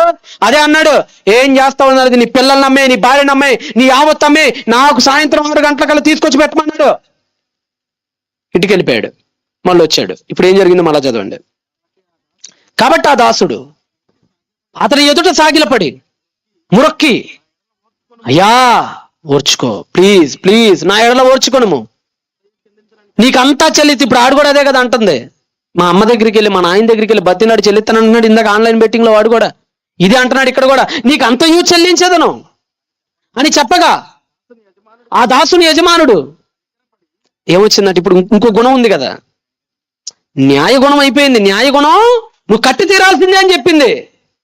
న్యాయం నువ్వు ఏం చేస్తావు నాకు తెలియదు, నీ భార్య నమ్మే, నీ పిల్లలు నమ్మే, నా దగ్గర తీసుకొచ్చి పెట్టానింది. కానీ అంతటితో ఆయన స్వభావం అయిపోలా. ఇంకో గుణం కూడా ఉంది ఆయనలో, అది కనికరం. ఆ కనికరం ఏమని చెప్పిందో చదవండి. కనికరపడి, రే నేను వదిలేంట్రా, ఐ ఫర్గివ్ యూ, నేను క్షమించేస్తున్నా, వెళ్ళిపో. 2 గుణాల మధ్య ఆ యజమాని ఏ గుణం వైపు మొగ్గాడు? క్షమ, ప్రేమ. మన పరలోకపు తండ్రి కూడా, మనల్ని కన్న మన ఆత్మలకు తండ్రి కూడా, మనం పాపం చేసినప్పుడు పాపానికి తగిన శిక్ష వెయ్యాలని న్యాయం అడుగుతున్నప్పుడు, వద్దు క్షమించమని ప్రేమ అడుగుతున్నప్పుడు, ఈ రెండిట్లో ఏ ఒక్కదాని వైపు అడుగేసినా రెండో గుణం ఓడిపోయే ఆ క్షణాల్లో రెండిటిని గెలిపించుకోవాల్సిన బాధ్యత ఆయన మీద ఉంది. రెండిటిని సంతృప్తి పరచాల్సిన బాధ్యత ఆయన మీద ఉంది. కొలసీలకు అపోస్తలుడైన పౌలు రాసిన పత్రిక 2వ అధ్యాయం 14వ వచనం. కొలసీలకి అపోస్తలుడైన పౌలు రాసినటువంటి పత్రిక 2వ అధ్యాయము 14వ వచనము. దేవుడు వ్రాతపూర్వకమైన ఆజ్ఞల వలన మన మీద రుణం అప్పుంది. మన మీద ఒక్కొక్కరి తలకాయ మీద అప్పుంది. మన మీద రుణముగాను మనకి విరోధముగాను నుండిన పత్రమును మేకులతో సిలువేయాలి. ఇప్పుడు ఈ న్యాయం అనే దానికి న్యాయం చేయాలి. ఇప్పుడు జస్టిస్ ఆల్వేస్. న్యాయానికి న్యాయం చేసి తీరాల్సిందే. ఐ వాంట్ జస్టిస్ అని అంటుంటా కదా అప్పుడు మనం, నాకు న్యాయం కావాలని. ఇప్పుడు దైవం న్యాయం కోరిందంటే ఆ న్యాయం నిత్యాగ్ని దండనకు మాత్రమే సరితూగిద్ది. ఎందుకంటే మనం చేసే పాపాలు 2 చంపదెబ్బలు పట్ట పీకితే పోయే పాపాలు కావు. మనం చేస్తున్న పాపాలు 2 కొరడా దెబ్బలతో వీపు మీద చూపిస్తే పోయే పాపాలు కావు. మనం చేసే పాపాలు కట్టపర్ర పట్టుకుని గోర్లు లాగితే పోయే పాపాలు కావు. మనం చేసే పాపాలు ఎలాంటి పాపాలో తెలుసా? శిలాశాసనాలు.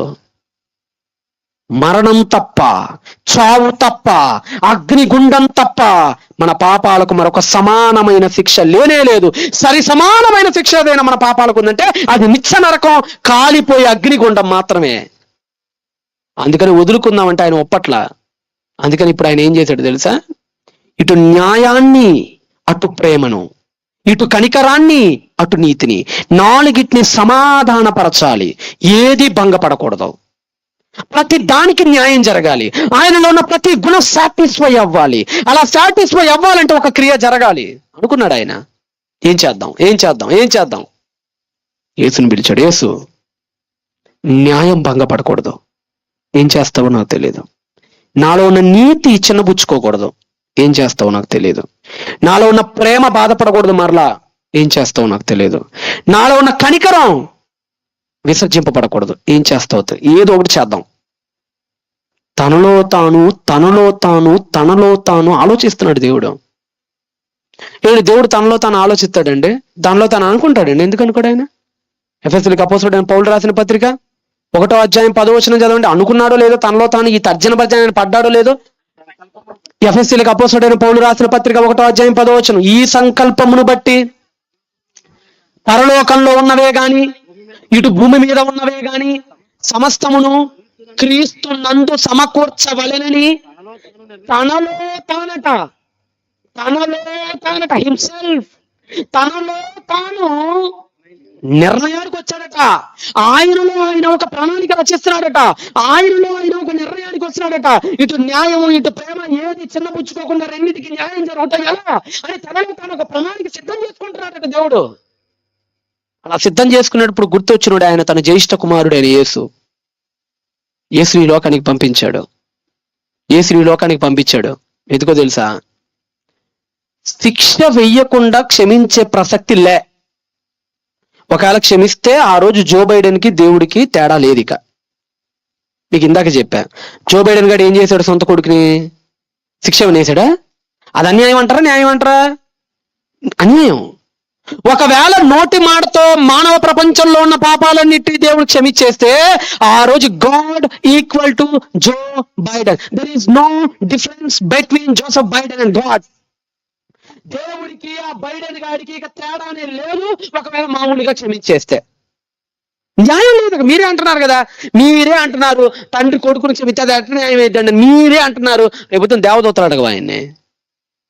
సరే ఆడెవడ అడగటం ఏంటంటే ఆయన మనస్సు ఆయన అడగదా రేపొద్దున?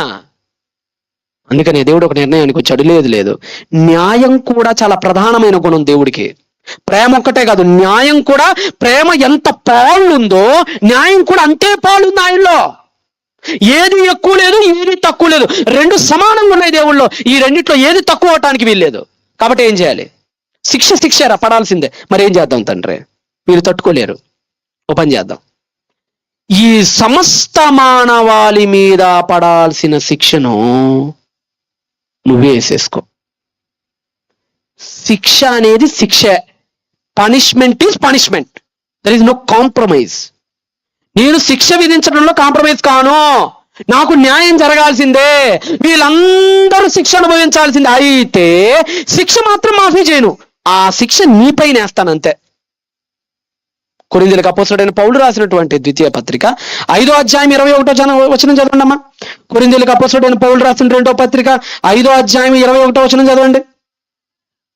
5వ అధ్యాయం 21 కొరింథీయులకు రాసిన 2వ పత్రిక. ఎందుకనగా మనం ఆయన యందు నీతి అగునట్లు, అంటే ఇప్పుడు మన మీద ఉన్నటువంటి ఈ రుణం మాఫీ అవ్వాలంటే ఎవడో ఒకటి కట్టాలి. మరి ఈ రుణపత్రాన్ని ఎవడో ఒకటి చెల్లించాలి. అప్పుడు తప్ప చింపేయడానికి ఇల్లేదు దీన్ని. అందుకనే మన మీద చదవండి, మనం ఆయన యందు దేవుని నీతి అగునట్లు పాపము ఎరుగని యేసుని మన కోసం అట. ఎవరి కోసం అట? మన కోసము పాపముగా చేశాను. ఎవరి కోసం ఎవరు చనిపోవాల్సి వచ్చిందట? ఎవరి పాపాన్ని ఎవరు భరించాల్సి వచ్చిందట? అవునండి, మనందరం చేసిన ఆ పాప శిక్షను ఆయన మీద వేశాడు. ఎందుకంటే శిక్ష జరగాల్సిందే. జరగకపోతే దేవుళ్ళో న్యాయం దెబ్బతినిద్ది. ఆయన ముందు 2 కాళ్ళకి బ్రేక్స్ వచ్చేస్తాయి, రాకూడదు అలా. శిక్ష పడాల్సిందే. ఎవరు పడతారనేది నథింగ్, అది అనవసరం. ఇప్పుడు ఉదాహరణకి ఓ మాట చెప్తానండి. ఇప్పుడు మీరు ఉన్నారు, నాకు పుస్తకం ఉంది. నా పుస్తకాన్ని మీ పాపో ఎవరో ఒకరు వచ్చి చించేశారు నా పుస్తకాన్ని. నాకు కోపం వచ్చింది. ఇప్పుడు ఆ కోపం తగ్గాలంటే మీరు ఏం చేయాలి? చెప్పండి. నేను ఒక మంచి పుస్తకం కొనుక్కున్నానండి. ఒక మంచి రచయిత రాసిన ఒక మంచి పుస్తకం కొనుక్కున్నా. మీ అమ్మాయి ఇక్కడ తెలియకుండా వచ్చింది. మీరు అందరు ఈనే రందిలో ఉన్నారు, నేనేమో చెప్పే రందిలో ఉన్నాను. ఆ అమ్మాయి వచ్చి శుభ్రంగా మొత్తం పాడు చేసి జింపడేసింది అనుకోండి కాసేపు. ఇప్పుడు నాకు ఆ పాపం కోపం వచ్చింది కదా, వస్తుంది. ఇప్పుడు మీరేం చేయాలి చెప్పండి నా కోపం తగ్గాలంటే? మళ్ళా అదే పుస్తకాన్ని కొని నాకు ఇస్తే నాకేమైపోద్ది? అట్ట కాదు, ఆ పిల్ల వెళ్ళి కూలి పని చేసుకొని తేవాలి అని ఏమన్నా అంటానేంది నేను? నాకు ఏం చేస్తారు, ఆ పిల్లని ఎక్కడికి పంపించండి, అవసరమైతే ఐస్ క్రీమ్లు అమ్ముకొని తెమ్మని చెప్పండి అనేం అవసరం లేదు నాకు. ఆ పుస్తకం పోయింది, మళ్ళీ అదే పుస్తకం తేలేదు. ఎవరు తెచ్చినా నాకు అనవసరం. అది నువ్వు తెస్తావో, మీ పక్కింటోడికి చెప్తావో, మీ స్కూల్ ఇవన్నీ నాకు వద్దు. నాకు ఆ పుస్తకం కావాలి, నా రిక్వైర్మెంట్ పుస్తకం. ఆ పుస్తకం నాకు ఇస్తే ఎవరు ఇచ్చారన్నది అనవసరం ఇక. అలానే దేవుడికి పనిష్మెంట్ కావాలి, ఎందుకంటే పాపం చేసావు కాబట్టి. ఆ పనిష్మెంట్ ఎవరిస్తారనేది అన్నెసెసరీ. అది జీసస్ మీద పడింది, అది యేసు మీద పడింది. అందుకనేనట దేవుడు ఈ రెండు ఎవరి యందు నెరవేరిన, ఇటు ప్రేమ అటు నీతి, ఈ రెండు ఎవరు సాటిస్ఫై చేశారు? అపోస్తలుడైన పౌలు రోమీయులకు పత్రికను రాస్తూ ఒక మంచి మాట అన్నారు చూడండి. దేవుని ఉగ్రతను ఎవరి నుంచి తప్పించారు? మనకి రోమీయులకు రాసిన పత్రిక 3వ అధ్యాయం 20 చాలా జాగ్రత్త చదవాలి మీరు, ఓకేనా? దేవుడు అనంతమైన విషయాలని పౌలు చాలా అద్భుతంగా విడమర్చి రాస్తున్నాడు ఆ మాటని. ఇది మీకు అర్థమైతేనే ప్రసంగం అర్థమైంది. మళ్ళా చెప్తున్నా, రోమీయులకు అపోస్తలుడైన పౌలు రాసిన పత్రిక 3వ అధ్యాయము 25 చదవమ్మా. పూర్వము చేయబడిన పాపములను దేవుడు తన ఓరిమి వలన, అంటే తనకున్న ఓపిక వలన ఉపేక్షించినందున, అంటే దేవుడట మనం చేసే పాపాలన్నీ ఉపేక్షించాడట గతంలో. ఉపేక్షించినందున ఆయన తన నీతి కనపరచాలి.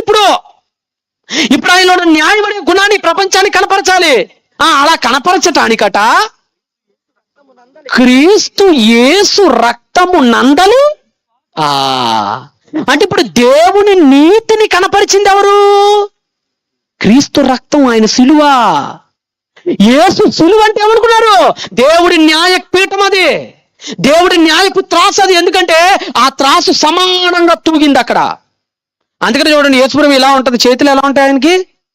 అటువైపు ఉన్న చెయ్యి ఒక తక్కెట, ఇటువైపు ఉన్న చెయ్యి ఒక తక్కెట, ఆ పైన ఆయన తల, అదొక న్యాయ త్రాసు. మీకు అది చక్క సిలువేమో, దేవుడి దృష్టికి అది త్రాసులా కనపడుతుంది, ఆయన దృష్టికి అది. ఎందుకంటే న్యాయానికి తగిన శిక్ష కరెక్ట్ గా జరుగుతుంది అక్కడ, పనిష్ జరుగుతుంది ఇప్పుడు అక్కడ. అదే అంటున్నాడు, దేవుని నీతి. మళ్ళా చదవండి, కరెక్ట్ ప్రేజ్ మళ్ళా చదవండి మీరు. ఆయన తన నీతిని కనపరచాలని క్రీస్తు యేసు నందలి విశ్వాసము ద్వారా, అంటే ఎక్కడికి తీసుకెళ్ళిపోతున్నాడు? తన నీతి కనపరచడం కోసం సిలువ దగ్గరికి వెళ్ళిపోతున్నాడు ఇప్పుడు ఆయన. అంటే యేసు సిలువ దేన్ని సాటిస్ఫై చేసింది? దేన్ని సంతృప్తి పరిచింది?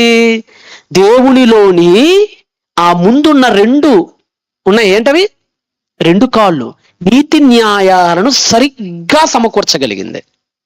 మరి ఆయనలో ఉన్న ప్రేమ, మరి ఇప్పుడు ప్రేమ ఏం చెప్తుంది? శిక్ష ఏమని చెప్పిందని చెప్పాను ఇందాక. శిక్ష ఏమో ఈ నేసే అని చెప్తుంది, వీడికి పనిష్మెంట్ ఇచ్చే అని చెప్తుంది. ఇప్పుడు ఆ పనిష్మెంట్ సాటిస్ఫై చేశాడా? చేశాడు. మరి యేసు ప్రభు సిలువలో చనిపోయాడంటే ఆ పనిష్మెంట్ సాటిస్ఫై అయింది. ఇప్పుడు ప్రేమ ఎవరిలో సాటిస్ఫై అయిందో ఒకసారి అది కూడా చూడండి. ఇదే రోమీయులకి మళ్ళా ఇదే పత్రికలో 5వ అధ్యాయము 8లో మళ్ళా ఏమంటాడో పౌలు చదవండి. ఇందాకేమో నీతి గురించి మాట్లాడుతున్నాడు, దేవుడి నీతి కనపరచటానికి యేసు వచ్చాడని చెప్తున్నాడు. ఇప్పుడు యేసు ఎందుకు వచ్చాడు? 5వ అధ్యాయం 8లో ఏం చెప్తున్నాడు చదవండి. దేవుడు మన ఎడల తన ప్రేమను వెల్లడిపరచాలని, తన ప్రేమను వెల్లడిపరచాలని. ఎట్లనగా మనం ఇంకనూ పాపులమై ఉండగానే మళ్ళా సిలువ దగ్గరికి వెళ్ళిపోయాడు. జాగ్రత్తగానండి, న్యాయం సిలువ దగ్గరికి పరిగెడుతుంది, ప్రేమ సిలువ దగ్గరికి పరిగెడుతుంది. అంటే దేవుడి ఉగ్రతని ఆర్పుతూ ప్రేమని న్యాయాన్ని సాటిస్ఫై చేసినోడు ఎవరున్నారండి? మన ప్రభు అయిన యేసు. యేసు మాత్రమే దేవుడి ఉగ్రత నుంచి మనల్ని రక్షించగలిగాడు. యేసు మాత్రమే ఈ ప్రపంచాన్ని దైవోగ్రత నుంచి కాపాడగలిగాడు. అందుకని తెస్సలోనికైలకు అపోస్తలుడైన పౌలు పత్రికను రాస్తూ దేవుడి ఉగ్రత ఆర్పిన పాత్ర ఎవరో, మనల్ని రక్షించిన పాత్ర ఎవరో, దైవ ఉగ్రత నుంచి ఏం మాట్లాడుతున్నాడు? 1వ పత్రిక 1వ అధ్యాయం 10వ వచనం చదవండి. కొరింథీ తెస్సలోనికైలకు రాసిన మొదటి పత్రిక 1వ అధ్యాయం 10వ వచనం. తెస్సలోనికైలకు రాసినటువంటి మొదటి పత్రిక 1వ అధ్యాయం 10వ వచనం. దేవుడు మృతులలో నుండి లేపిన యేసుని, అనగా రాబోయే ఉగ్రత నుండి మనలను తప్పించుచున్న ఆయన కుమారుడైన యేసు. అంటే యేసెవరట? యేసెవరట? అనగా అంటే డెఫినేషన్ ఇస్తున్నాడు. యేసు అనగా రాబోవు ఉగ్రత నుండి మనలను తప్పించేవాడు. అంటే ఉగ్రతను ఆర్పిన పాత్ర ఎవరని చెప్తుంది బైబిలు? యేసు. రోమీయులకు అపోస్తలుడైన పౌలు ఇందాక తీసినటువంటి అదే పత్రిక ఒకసారి మళ్ళా తీయండి. రోమీయులకు అపోస్తలుడైన పౌలు రాసినటువంటి పత్రిక 5వ అధ్యాయం 9. ఇందాక మీరు 8 చదవండి, ఇప్పుడు మళ్ళీ 9 చదవండి. కాబట్టి ఆయన రక్తము వలన ఇప్పుడు నీతిమంతులుగా తీర్చబడి మరింత నిశ్చయముగా ఆయన ద్వారా ఉగ్రత నుండి రక్షించబడుతాము. అంటే దైవ ఉగ్రతను ఆర్పిన వాడు ఎవరు? ప్రభు అయిన యేసు. ఇప్పుడు ప్రభు అయిన యేసు ఒక గొడుగులా కట్టుబడ్డాడు మనకి. అప్పుడప్పుడు చూడండి, బోరున వర్షం పడుతుంటది. వర్షం అన్నప్పుడు మనం అడ్డగించేది ఎవరండి? గొడుగు. వర్షాన్ని గొడుగు ఆపగలదు, మరి పిడుగులు నాపగలిగిద్దా గొడుగు? మరి పిడుగు నాపాడంటే గొడుగు సరిపోద్ది దానికి, కొండ కావాలి. మరి దేవుడి ఉగ్రత నార్పాలంటే కొండ సరిపోదు, ఒక బండ కావాలి. ఆ బండే ప్రభు అయిన యేసు. ఎవరైనా ఆ బండ చాటుకు వెళ్ళిపో, ఎంత పెద్ద అగ్ని గుళికలనైనా సరే ఆ బండ ఆపగలిగిద్ది, ఎంత పెద్ద లావానైనా సరే ఆ బండ నిలవరించగలిగిద్ది. అలా ఈ ప్రపంచంలో దైవ ఉగ్రత నుంచి మనల్ని ఆపిన మన బండ ఎవరైనా మన ప్రభు అయిన యేసు. అంతే కదండి. యేసుక్రీస్తు వారు దేవుడి న్యాయాన్ని ప్రేమని మన యందు చూపిస్తూ మనల్ని నీతిమంతులుగా ఆయన తీరుస్తూ ఏం చేశాడో తెలుసా? నశించిపోవాల్సిన మనకు ఒక మహిమను, ఒక అద్భుతమైన ఒక మహిమను మనకి ఇచ్చాడండి ఆయన. ఒకసారి ఆ రిఫరెన్స్ కూడా 3వ అధ్యాయం ఫిలిప్పీలకు అపోస్తలుడైన పౌలు రాసిన పత్రిక 21వ వచనాన్ని చదవండి. 3వ అధ్యాయం 21వ వచనం ముగించేస్తున్న ఒక్క 10 నిమిషాలు అంతే. ఫిలిప్పీలకు అపోస్తలుడైన పౌలు రాసిన పత్రిక 3వ అధ్యాయం 21. సమస్తమును తనకి లోబరుచుకుని కొనజాలిన, సమస్తమును తనకు లోబరుచుకొనజాలిన దానిని బట్టి ఆయన మన దీన శరీరాలను, జాగ్రత్తగానండి, మన దీన శరీరాలను తన మహిమ గల శరీరమునకు సమరూపమట. ఇంకా పైగా ఏం చేశాడు తెలుసా? ఆర్పటమే కాదు, మనకు ఇంకో మేలు చేశాడు ఆయన. అరే ఈ శరీరం కాదురా, మీకు ఇంకో శరీరం ఇస్తా. అదే శరీరం తెలుసా? తన మహిమగల శరీరమునకు సమరూపం. అంటే యేసు ప్రభు 3వ దినాన ఏ శరీరంతో అయితే తిరిగి లేచాడో అదే శరీరాన్ని మనకి ఇవ్వబోతున్నాడు దేవుడు. డూప్లికేట్ క్వాలిటీ కాదు ఇది. అప్పుడప్పుడు చూడండి, మంచి మంచి ప్రొడక్ట్స్ కి డూప్లికేట్స్ ఉంటాయి. ఇలా డూప్లికేట్ క్వాలిటీ కాదట, సేమ్ యేసు ప్రభు 3వ దినాన ఏ శరీరంతో పైకి లేచాడో సరిగ్గా అదే శరీరాన్ని మనకి ఇవ్వబోతున్నాడట. అవునా? మరి ఆ శరీరం ఎలాంటిది? ఆ శరీరాన్ని బట్ట బంధించలేదు, ఆ శరీరాన్ని గోడలు ఆపలేవు. మీ అందరికీ తెలుసు, యోహాను సువార్తలో సందర్భం ఉంటది. శిష్యులందరూ గ్యాదర్ అయ్యి తలుపులు వేసుకొని కూర్చుంటారు. అప్పుడు యేసుప్రభు ఏమైపోతాడు? గోడల్లో నుండి అటు వెళ్ళిపోతాడు. అంతేకాదు ఒకరోజు శిష్యులందరూ కలిసి యేసుప్రభుకి అలా బట్ట చుట్టేసి చచ్చిపోయిన తర్వాత సమాధిలో పెడతారు. సమాధిలో ఎలా లేచాడని ఉండిద్దో తెలుసా? బట్టట ఎలా ఉంది అలానే ఉందట, కానీ లోపల శరీరం లేదట. ఒకసారి మీకు 2 వీడియోలు చూపిస్తాను, అవి కూడా చూడండి. ఒకసారి రిజరక్షన్ అనే ఒక వీడియో ఉంటుంది, చూపించారు. లైట్స్ ఒకసారి ఆఫ్ చేసేయండి. ఏ శరీరం దేవుడు మనకి ఇవ్వాలనుకున్న మహిమ శరీరం ఎలాంటిది? రిజరక్షన్ చూపించిన, కొద్ది ఫార్వర్డ్ చేసాను. ఇది కాదు నాన్న, ఇది వచ్చిందా నీకు? ఇది కాకుండా ఇంకేమైనా ఉందేమో చూడన్నా. జీసస్, ఇది నాన్న, the resurrection of Jesus Christ అని ఉంటుంది చూడ. అది ఆ శరీరం ఎలాంటిదో ఫార్వర్డ్ చేయను వీలైతే. ప్రొజెక్టర్ మీద రావట్లేదు నాన్న. ఆ శరీరం, మహిమ శరీరం ఎలాంటిది? ఫార్వర్డ్ చేయండి. ఇంకా వెళ్ళిపోవాలి. ఇంకా అదిగోండి, చూడండి ఆ శరీరం చూడండి. బట్ట అలానే ఉంది కానీ శరీరం లేచి వెళ్ళిపోతుంది. బట్ట ఎలా ఉందో అలానే ఉంది కానీ లోపల శరీరం లేదు. బట్ట ఆపలేకపోతుంది శరీరాన్ని.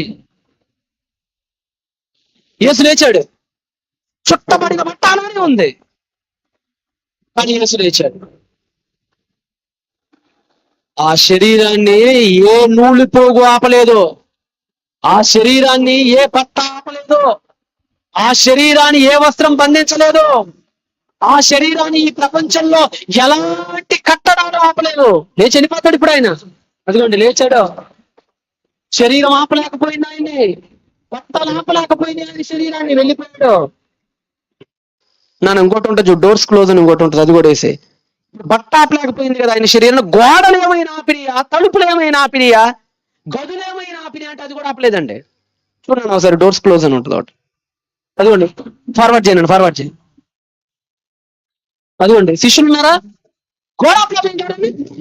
కొద్దిగా వెనక్కి, అదిగోండి కొద్దిగా వెనక్కి చూడండి, శిష్యులు అంటున్నారు. గోడ చూసేస్తుంది అది. దానికి తలుపులు తీయాల్సిన అవసరం లేదు, తాళాలు పగలగొట్టవలసిన అవసరం లేదు. వెళ్ళిపోయాడు.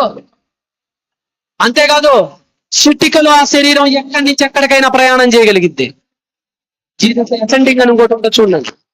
ఆ శరీరం ఎలాంటిదో తెలుసా? చిటికేస్తే పరలోకానికి వెళ్ళిపోద్ది, చిటికేస్తే భూలోకానికి వచ్చేసింది. ఈ ప్రపంచంలోని ఏ కాల ఘడియలు ఆ శరీరాన్ని ఆపలేవు. సూర్య చంద్ర నక్షత్రాదులు ఆ శరీరాన్ని భస్మం చేయలేవు. పరలోక భూలోకాలకి ఎగబాకిన వెళ్ళి రాగలిగిన శరీరం ఆ శరీరం. చూడండి, అదిగోండి ఆయన ఎలా వెళ్ళిపోతున్నాడు చూడండి పరలోకానికి. కొన్ని కోట్ల కోట్ల కోట్ల కాంతి సంవత్సరాల దూరాలలో మానవుడు లెక్కించలేనంత దూరంలో ఉన్నటువంటి ఆ పరలోకానికి ఎలా వెళ్ళిపోతాడో చూడండి. ఇప్పుడు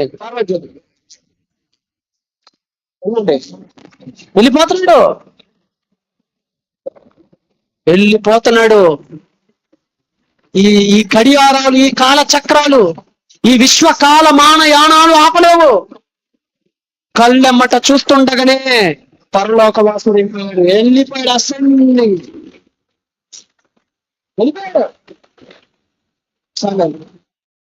లైట్స్ ఆన్. అంటే దేవుడు మనకి ఇవ్వాలనుకుంటున్న శరీరం ఎలాంటిదో తెలుసా? అలాంటిదే. ఈ బట్టలు ఆపలేవు. అదే కదండి. ఇప్పుడు ఈ చొక్కా గుండీలు ఇలాగనే ఉండగా నేను బయటికి రాగలనా? ఈ కోటు తీయందే నేను బయటికి రాగలనా? మీ బట్టలు మీరు ఓపెన్ చేయందే మీ శరీరం బయటికి రాగలరా? కానీ ఆ శరీరం రాగలదు. ఇప్పుడు ఇంటికి తాళం కప్ప వేసింది అనుకోండి. ఇప్పుడు ఆల్రెడీ నువ్వు ఇక్కడ వచ్చావు కదా, మీ ఆయన ఇప్పుడు ఒకవేళ నువ్వు తాళం వేసి ఉంటే అక్కడ ఎదురు చూస్తుంటాడు. ఇప్పుడు నీ భక్తి ఎక్కువైపోయింది ఈ మధ్య అనుకుంటాడు. రావట్లేదు. ఇప్పుడు మీ ఆయన లోపలికి అడుగు పెట్టాలంటే ఏం చేయాలి? నువ్వు ఇక్కడి నుంచి పరిగెత్తుకుంటూ పోయి తాళం తీసి తలుపు తీస్తే తప్ప మీ ఆయన వెళ్ళాడు. కానీ దేవుడైన యేసుకి ఇచ్చిన శరీరం ఎలాంటిదంటే గోడాలానే ఉండి తెలిపోతాయి. ఇప్పుడు మీరు ఇక్కడి నుంచి మీ దగ్గరలో ఉన్న కోదాడకి వెళ్ళాలనుకోండి, ఎట్ట వెళ్తారు చెప్పాలి? హుజూర్ నగర్ కానీ, గోదాడ కానీ, పెదవీడు కానీ, ఈ ప్రాంతాలకు ఎలా వెళ్తారు మీరు? వెళ్తే నడుచుకుంటూ వెళ్ళాలి, లేదంటే ఏదో ఒక వాహనం ఎక్కి వెళ్ళాలి. ఆ శరీరానికి అవసరం లేదు. అది కళ్ళు మూసుకొని తలుచుకుంటే ఇవేంటి, పరలోకానికి కూడా ఎక్కిపోవచ్చు, మళ్ళీ కిందకి దిగిపోవచ్చు. యేసుప్రభు బట్ట 40 రోజుల పాటట పునరుద్ధానుడు అయిన తర్వాత పరలోకంలో అలా ఎక్కేస్తుంటాడు. అలా మీరు చూడండి, నిజంగా మగ్దలేని మరీ వస్తుంది, ముట్టుకోపోతే ఏమని చెప్తాడు? ముట్టుకోవద్దు, తండ్రి దగ్గరికి వెళ్ళాలంటాడు. అలా వెళ్ళిపోతాడు, మళ్ళీ వస్తాడు, మళ్ళీ తోమ వస్తాడు, ముట్టుకోమంటాడు. అప్పుడు ఏమంటాడు? తాకి చూడు అంటాడు. అంటే అలా వెళ్తుంటాడు తండ్రి దగ్గరికి, అలా వచ్చేస్తుంటాడు భూలోకానికి. 40 రోజుల పాటు చిటికలు లోకాలను దాటేస్తుంది ఆ శరీరం. నీకు కూడా అదే శరీరాన్ని ఇవ్వబోతున్నాడట దేవుడు రేపొద్దున ఆయన కోసం బ్రతికితే. ఇప్పుడు చదవండి, మళ్ళీ 3:21 మళ్ళీ చదవండి, ముగించేస్తానికి చివరి మాట ఇది. సమస్తమును తనకు లోబరుచుకొన జాలిన శక్తిని బట్టి ఆయన మన దీన శరీరం. ఇప్పుడున్న మన శరీరం ఎలాంటిది? 4 అడుగులు ఎత్తే దీనికి ఓపిక అయిపోద్ది. రొప్పులు వస్తాయి, ఆయాసాలు వస్తాయి, వర్షం తగిలితే జలుబు వస్తుంది, ఎండకెళ్తే ఏమో వడదెబ్బ కొట్టిద్ది, చలికేమో చలి జ్వరం వస్తుంది, పడితేనేమో రక్తం వచ్చింది, రకరకాలు. కూర్చుంటే ఒక జబ్బు, నుంచుంటే ఒక జబ్బు, ఏది చేసిన జబ్బుల మయం మన శరీరం.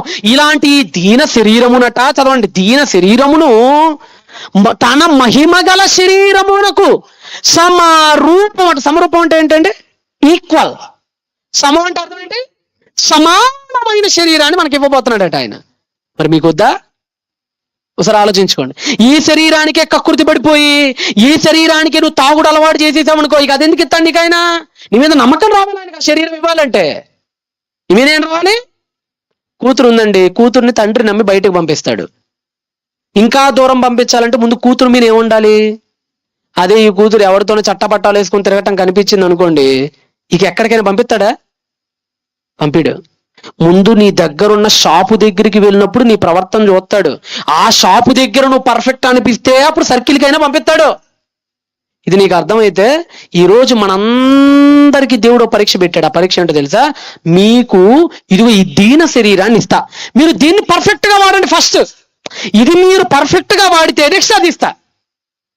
ఏది ఇస్తా? నెక్స్ట్ అది మహిమ శరీరం. ముందు డైరెక్ట్ గా ఇవ్వాలంటే కుదరదు. నువ్వు ముందు దీన్ని సరిగ్గా వాడు, దీన్ని సరిగ్గా వాడితే అప్పుడు అది ఇస్తాడు ఆయన. మనం దీన్నే వాడలేకపోతున్నామా? లెగితే 24 గంటలు టీవీ ముందు కూర్చోబెట్టేస్తున్నావు దీన్ని, లెగితే 24 గంటల మందు తోసేస్తున్నావు దీని గొంతులో, లెగితే 24 గంటల సిగరెట్లు పేకల మీద కాల్చేస్తున్నాం ఈ పళ్ళతో, లెగిస్తే 24 గంటలు బూతులు మాట్లాడుతున్నాం ఈ నోటితో, లెగిస్తే 24 గంటలు బూతులు ఎంటున్నాం ఈ చెవులతో, లెగిస్తే 24 గంటల దుర్మార్గ పనులు పరిగెడుతున్నాం ఈ పాదాలతో. ఈ పాదాలు, ఈ శరీరం, ఈ కళ్ళు, ముక్కు సమస్తాన్ని దేనికండి వాడుతుంది? దేనికి? నోరు తెరిస్తే బూతులు, బయటకు వచ్చేది బూతే, లోపలికి వెళ్తున్న మందు బూతే. అంతకుముందు ముక్కు పొడవు ఒకటి ఉండేది, ముక్కును కూడా వదలరు, ముక్కు పొడవును పెట్టుకునే వాళ్ళు కొంతమంది. అంటే ముక్కు ఏది ఉపయోగపడితే దాని పాపానికి, దేని ఉపయోగపడితే పాపం పాపం పాపం పాపం. నోరైతే నోరుతో పాపం, ముక్కు అయితే ముక్కుతో పాపం, దేంతో పడితే దాంతో పాపాలండి. నీకు దీన్నే సరిగ్గా వాడలేని దౌర్భాగ్యుడివి దేవుడు అదేందుకు ఇస్తాడయ్యా? అది ఆయన నీకు ఇవ్వాలంటే దీన్ని కరెక్ట్గా పెట్టు, దీని దారిలో పెట్టు, కరెక్ట్గా దీని దారిలో పెట్టు. కళ్ళమే గుర్రానికి వేసినట్టుగా మనం చేసిన పాపాలనండి ముసుగేసుకొని చేస్తామండి. చివరికి వీడియో సాంగ్ చూసి మిగిద్దరు మనం చేసే పాపాలు ముసుగు కప్పుకొని ఈ పాపాలు ఎవడు చూడట్లేదేమో అని అనుకొని చేస్తుంటాం మనం పాపాలని. అవునా? మా ఇంటి దగ్గర ఒకటి ఉంటాడండి, వాడు ఎప్పుడండి బ్లాక్ అండ్ బ్లాక్ వేస్తుంటాడండి. వాడు నల్ల సొక్క వేస్తాడండి, వాడు నల్ల ప్యాంట్ వేస్తాడండి, వాడు ఉండేది కూడా నల్లగానే ఉంటాడండి. వాడు ఎప్పుడు చూసినా నాకు అర్ధరాత్రి కనపడతాడండి. ఎందుకంటే నేను మీటింగ్లు ముగించుకొని అర్ధరాత్రి పోతుంటా కారు పార్క్ చేయటానికి. నీ కారు పార్క్ చేసే దగ్గర కనపడతాడు. వాడు కూడా క్రైస్తవుడు, ఎక్కడ పోతాడో మనకు తెలియదాడు. వాడు అర్ధరాత్రి కూడా వందనాలని అంటాడు నాతో. ప్రపంచం అంతా పనుకుంటే వీడు పనుకోడు. వీడికి ఇంత భక్తి ఏంది పాపం, నా కోసం ఎదురు చూస్తుంటాడు ఏంది అని నేను అనుకుంటేవాడిని. ఒకరోజు మా తమ్ముడిని అడిగాను, ఏరా వీడికేం బట్టలు లేవిటి, ఏమన్నా రోజు కావాలంటే చెప్పి అందరికి బట్టలు ఎత్తాం, వీడు కూడా ఒకటి ఎత్తాం, ఎప్పుడు బ్లాక్ అండ్ బ్లాక్ మీద ఉంటాడు ఏంటి అని అడిగా.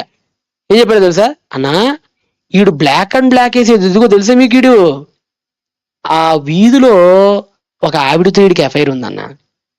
వీడు బ్లాక్ అండ్ బ్లాక్ ఎత్తేనన్నా చీకట్లో కనపడదుగా.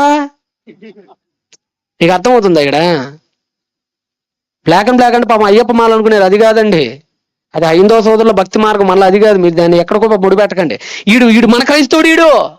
వీడు బ్లాక్ అండ్ బ్లాక్ ఎందుకు నాకు అర్థం కాల మొదట్లో. మా తమ్ముడు చెప్తే కానీ అర్థం కాల. అన్న వీడు ఎందుకు నల్ల రంగు వేస్తాడంటేనన్నా ఎప్పుడు అలా పుసుక్కుని పారిపోతాడు కదా, చీకట్లో కనపడ్డానన్న వీడు. అదే మరి తెల్ల బట్టలు అయితే కనపడతాడు కదా, దొంగ దొరుకుతాడు కదా. అంటే నువ్వు ఏదో ముసుగేసుకుంటే నీ పాపం కనపడదేమో అనుకున్నావేమో.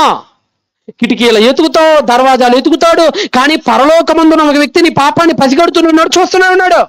నీ చేతులకు రక్తం అంటిందని చెప్తుంది యెషయా. ఏంటో తెలుసా? నీ చేతులు పాపముల ద్వారా రక్తం అంటాయని చెప్తుంది. నీ ముసుగు కప్పుకున్న ఈ పాపాల్ని రక్తం అంటే నీ చేతులు ఎవరు కడగాలి? మన పాపాన్ని ఎవరు భుజస్కంధాలపైన మోసుకోవాలి? మన ప్రభువు కదా సిలువేసుకొని కింద పడిపోయింది, మన ప్రభువు కదా మన కోసం చనిపోయింది. ఈ హృదయం మంచిది కాదండి. ఈ హృదయం ఎలాంటిది తెలుసా? ఎలాంటిదంటే ఈ హృదయం లోపల ఒకలా బయట ఒకలా ఉండిద్ది. ఈ హృదయంలో మోహపు చూపు, ఈ హృదయం అందరినీ మోహించింది. కామ క్రోధ లోభ మోహ మద మత్సరాలతో నిండిపోయిన ఈ హృదయాన్ని ఎవడు బాగు చేయాలి? ఈ హృదయాన్ని ఎవడు కడుగుతాడు? Lights off and show. మరి దానికి మీరు అర్హులు అవ్వాలంటే, ఆ శరీరానికి మీరు అర్హులు అవ్వాలంటే, ప్రభు 3వ దినం లేచిన అదే శరీరం మీకు రావాలంటే, ప్రభు చెప్తున్న మాట, చివరి మాట, ప్రకటన గ్రంథము 3వ అధ్యాయము 4వ వచనం నుంచి ఒకసారి చదవండి, ముగించేసుకుందాం. ఇప్పుడు నీకు ఆ శరీరం కావాలంటే నువ్వు చేయాల్సిన పని ఒకటి ఉందని చెప్పాడు ఆయన. నీకు ఆ క్షమ నీకు ఇవ్వాలి అనుకుంటే, ఆ క్షమ నువ్వు సద్వినియోగం చేసుకోవాలనుకుంటే, ప్రకటన గ్రంథం 3వ అధ్యాయము 4-5 వచనాలు చదవండి ఒకసారి. తమ వస్త్రములను అపవిత్రపరుచుకోలేదట కొంతమంది. క్షమించిన తర్వాత మళ్ళీ పాపాలు చేయలేదట. ఇక సార్దీసు సంఘాన్ని దేవుడు క్షమించాడు. ఒక్కసారి క్షమింపబడిన తర్వాత అది మళ్ళీ ఇంకెప్పటికీ పాపం చేయలేదు. అలా తమ వస్త్రములను అపవిత్రము చేసుకొనక కొందరు సార్దీసులు నీ యొద్ద ఉన్నారు, వారి అర్హులు ఈ శరీరానికి. ఈ మహిమ గల సమరూపము ఈ శరీరం, దానికి ఎవరో తెలుసా అర్హులు? అపవిత్రపరుచుకొనకుండా ఉన్నవారే దానికి అర్హులు. కనుక తెల్లని వస్త్రములను ధరించుకొని నాతో కూడా వాళ్ళను సంచరింపజేస్తాను. ఎవరైతే ఈ శరీర కోరికలను జయిస్తాడో అలాంటి వాడిని తెల్లని వస్త్రాలు వాడికి ఇచ్చి, అంటే మహిమదేహం, తెల్లని వస్త్రం అంటే మహిమదేహం, మహిమదేహం వాడికి ఇచ్చి జీవ గ్రంథములో నుంచి ఇక తొలగని ఒక శాశ్వత నామాన్ని వాడికి ఇవ్వబోతున్నానని చెప్పాడండి. నా తండ్రి ఎదుట గాని, ఆయన దూతల ఎదుట గాని అతడి పేరు మీరు ఒప్పుకుంటా, దేవా ఈ నన్ను ఫాలో అయ్యాడు, వీడికి ఇచ్చేసే మహిమదేహం. యేసు రికమెండ్ చేయకపోతే నీకు ఆ దేహం రాసుమా? సంతకం పెట్టాలి యేసు. ఏమనుకున్నా యేసు అంటే, నీకు రేపు ఆ శరీరం ఇవ్వాలో ఇవ్వకూడదు దేవుడి చేతుల్లో లేదు, యేసు చేతుల్లో. యేసు సంతకం పెడితేనే, యేసు పెట్టాలి, ఆయన అప్రూవ్ చేయాలి. నేను ఆయన అప్రూవ్ చేయకపోతే నీకు ఆ మహిమదేహం రాదు. ఆయన అప్రూవ్ చేయాలంటే ఆ పైన చెప్పాడు ఏం చేయాలో. వారు అపవిత్రపరుచుకొనకుండా ఉండాలి. కాబట్టి జయించండి. తాగుబోతు సోదరులు ఎవరైనా ఉంటే జయించండి. ఈ దిక్కుమాల శరీరానికి సుఖపెట్టి రేపోతే నిత్య నరకాగ్నికి వెళ్ళిపోవటం ఎందుకు? కళ్ళను సమస్తాన్ని జయించి దైవం నీ కోసం సిద్ధపరిచిన దేహాన్ని ధరించుకో మిత్రమా.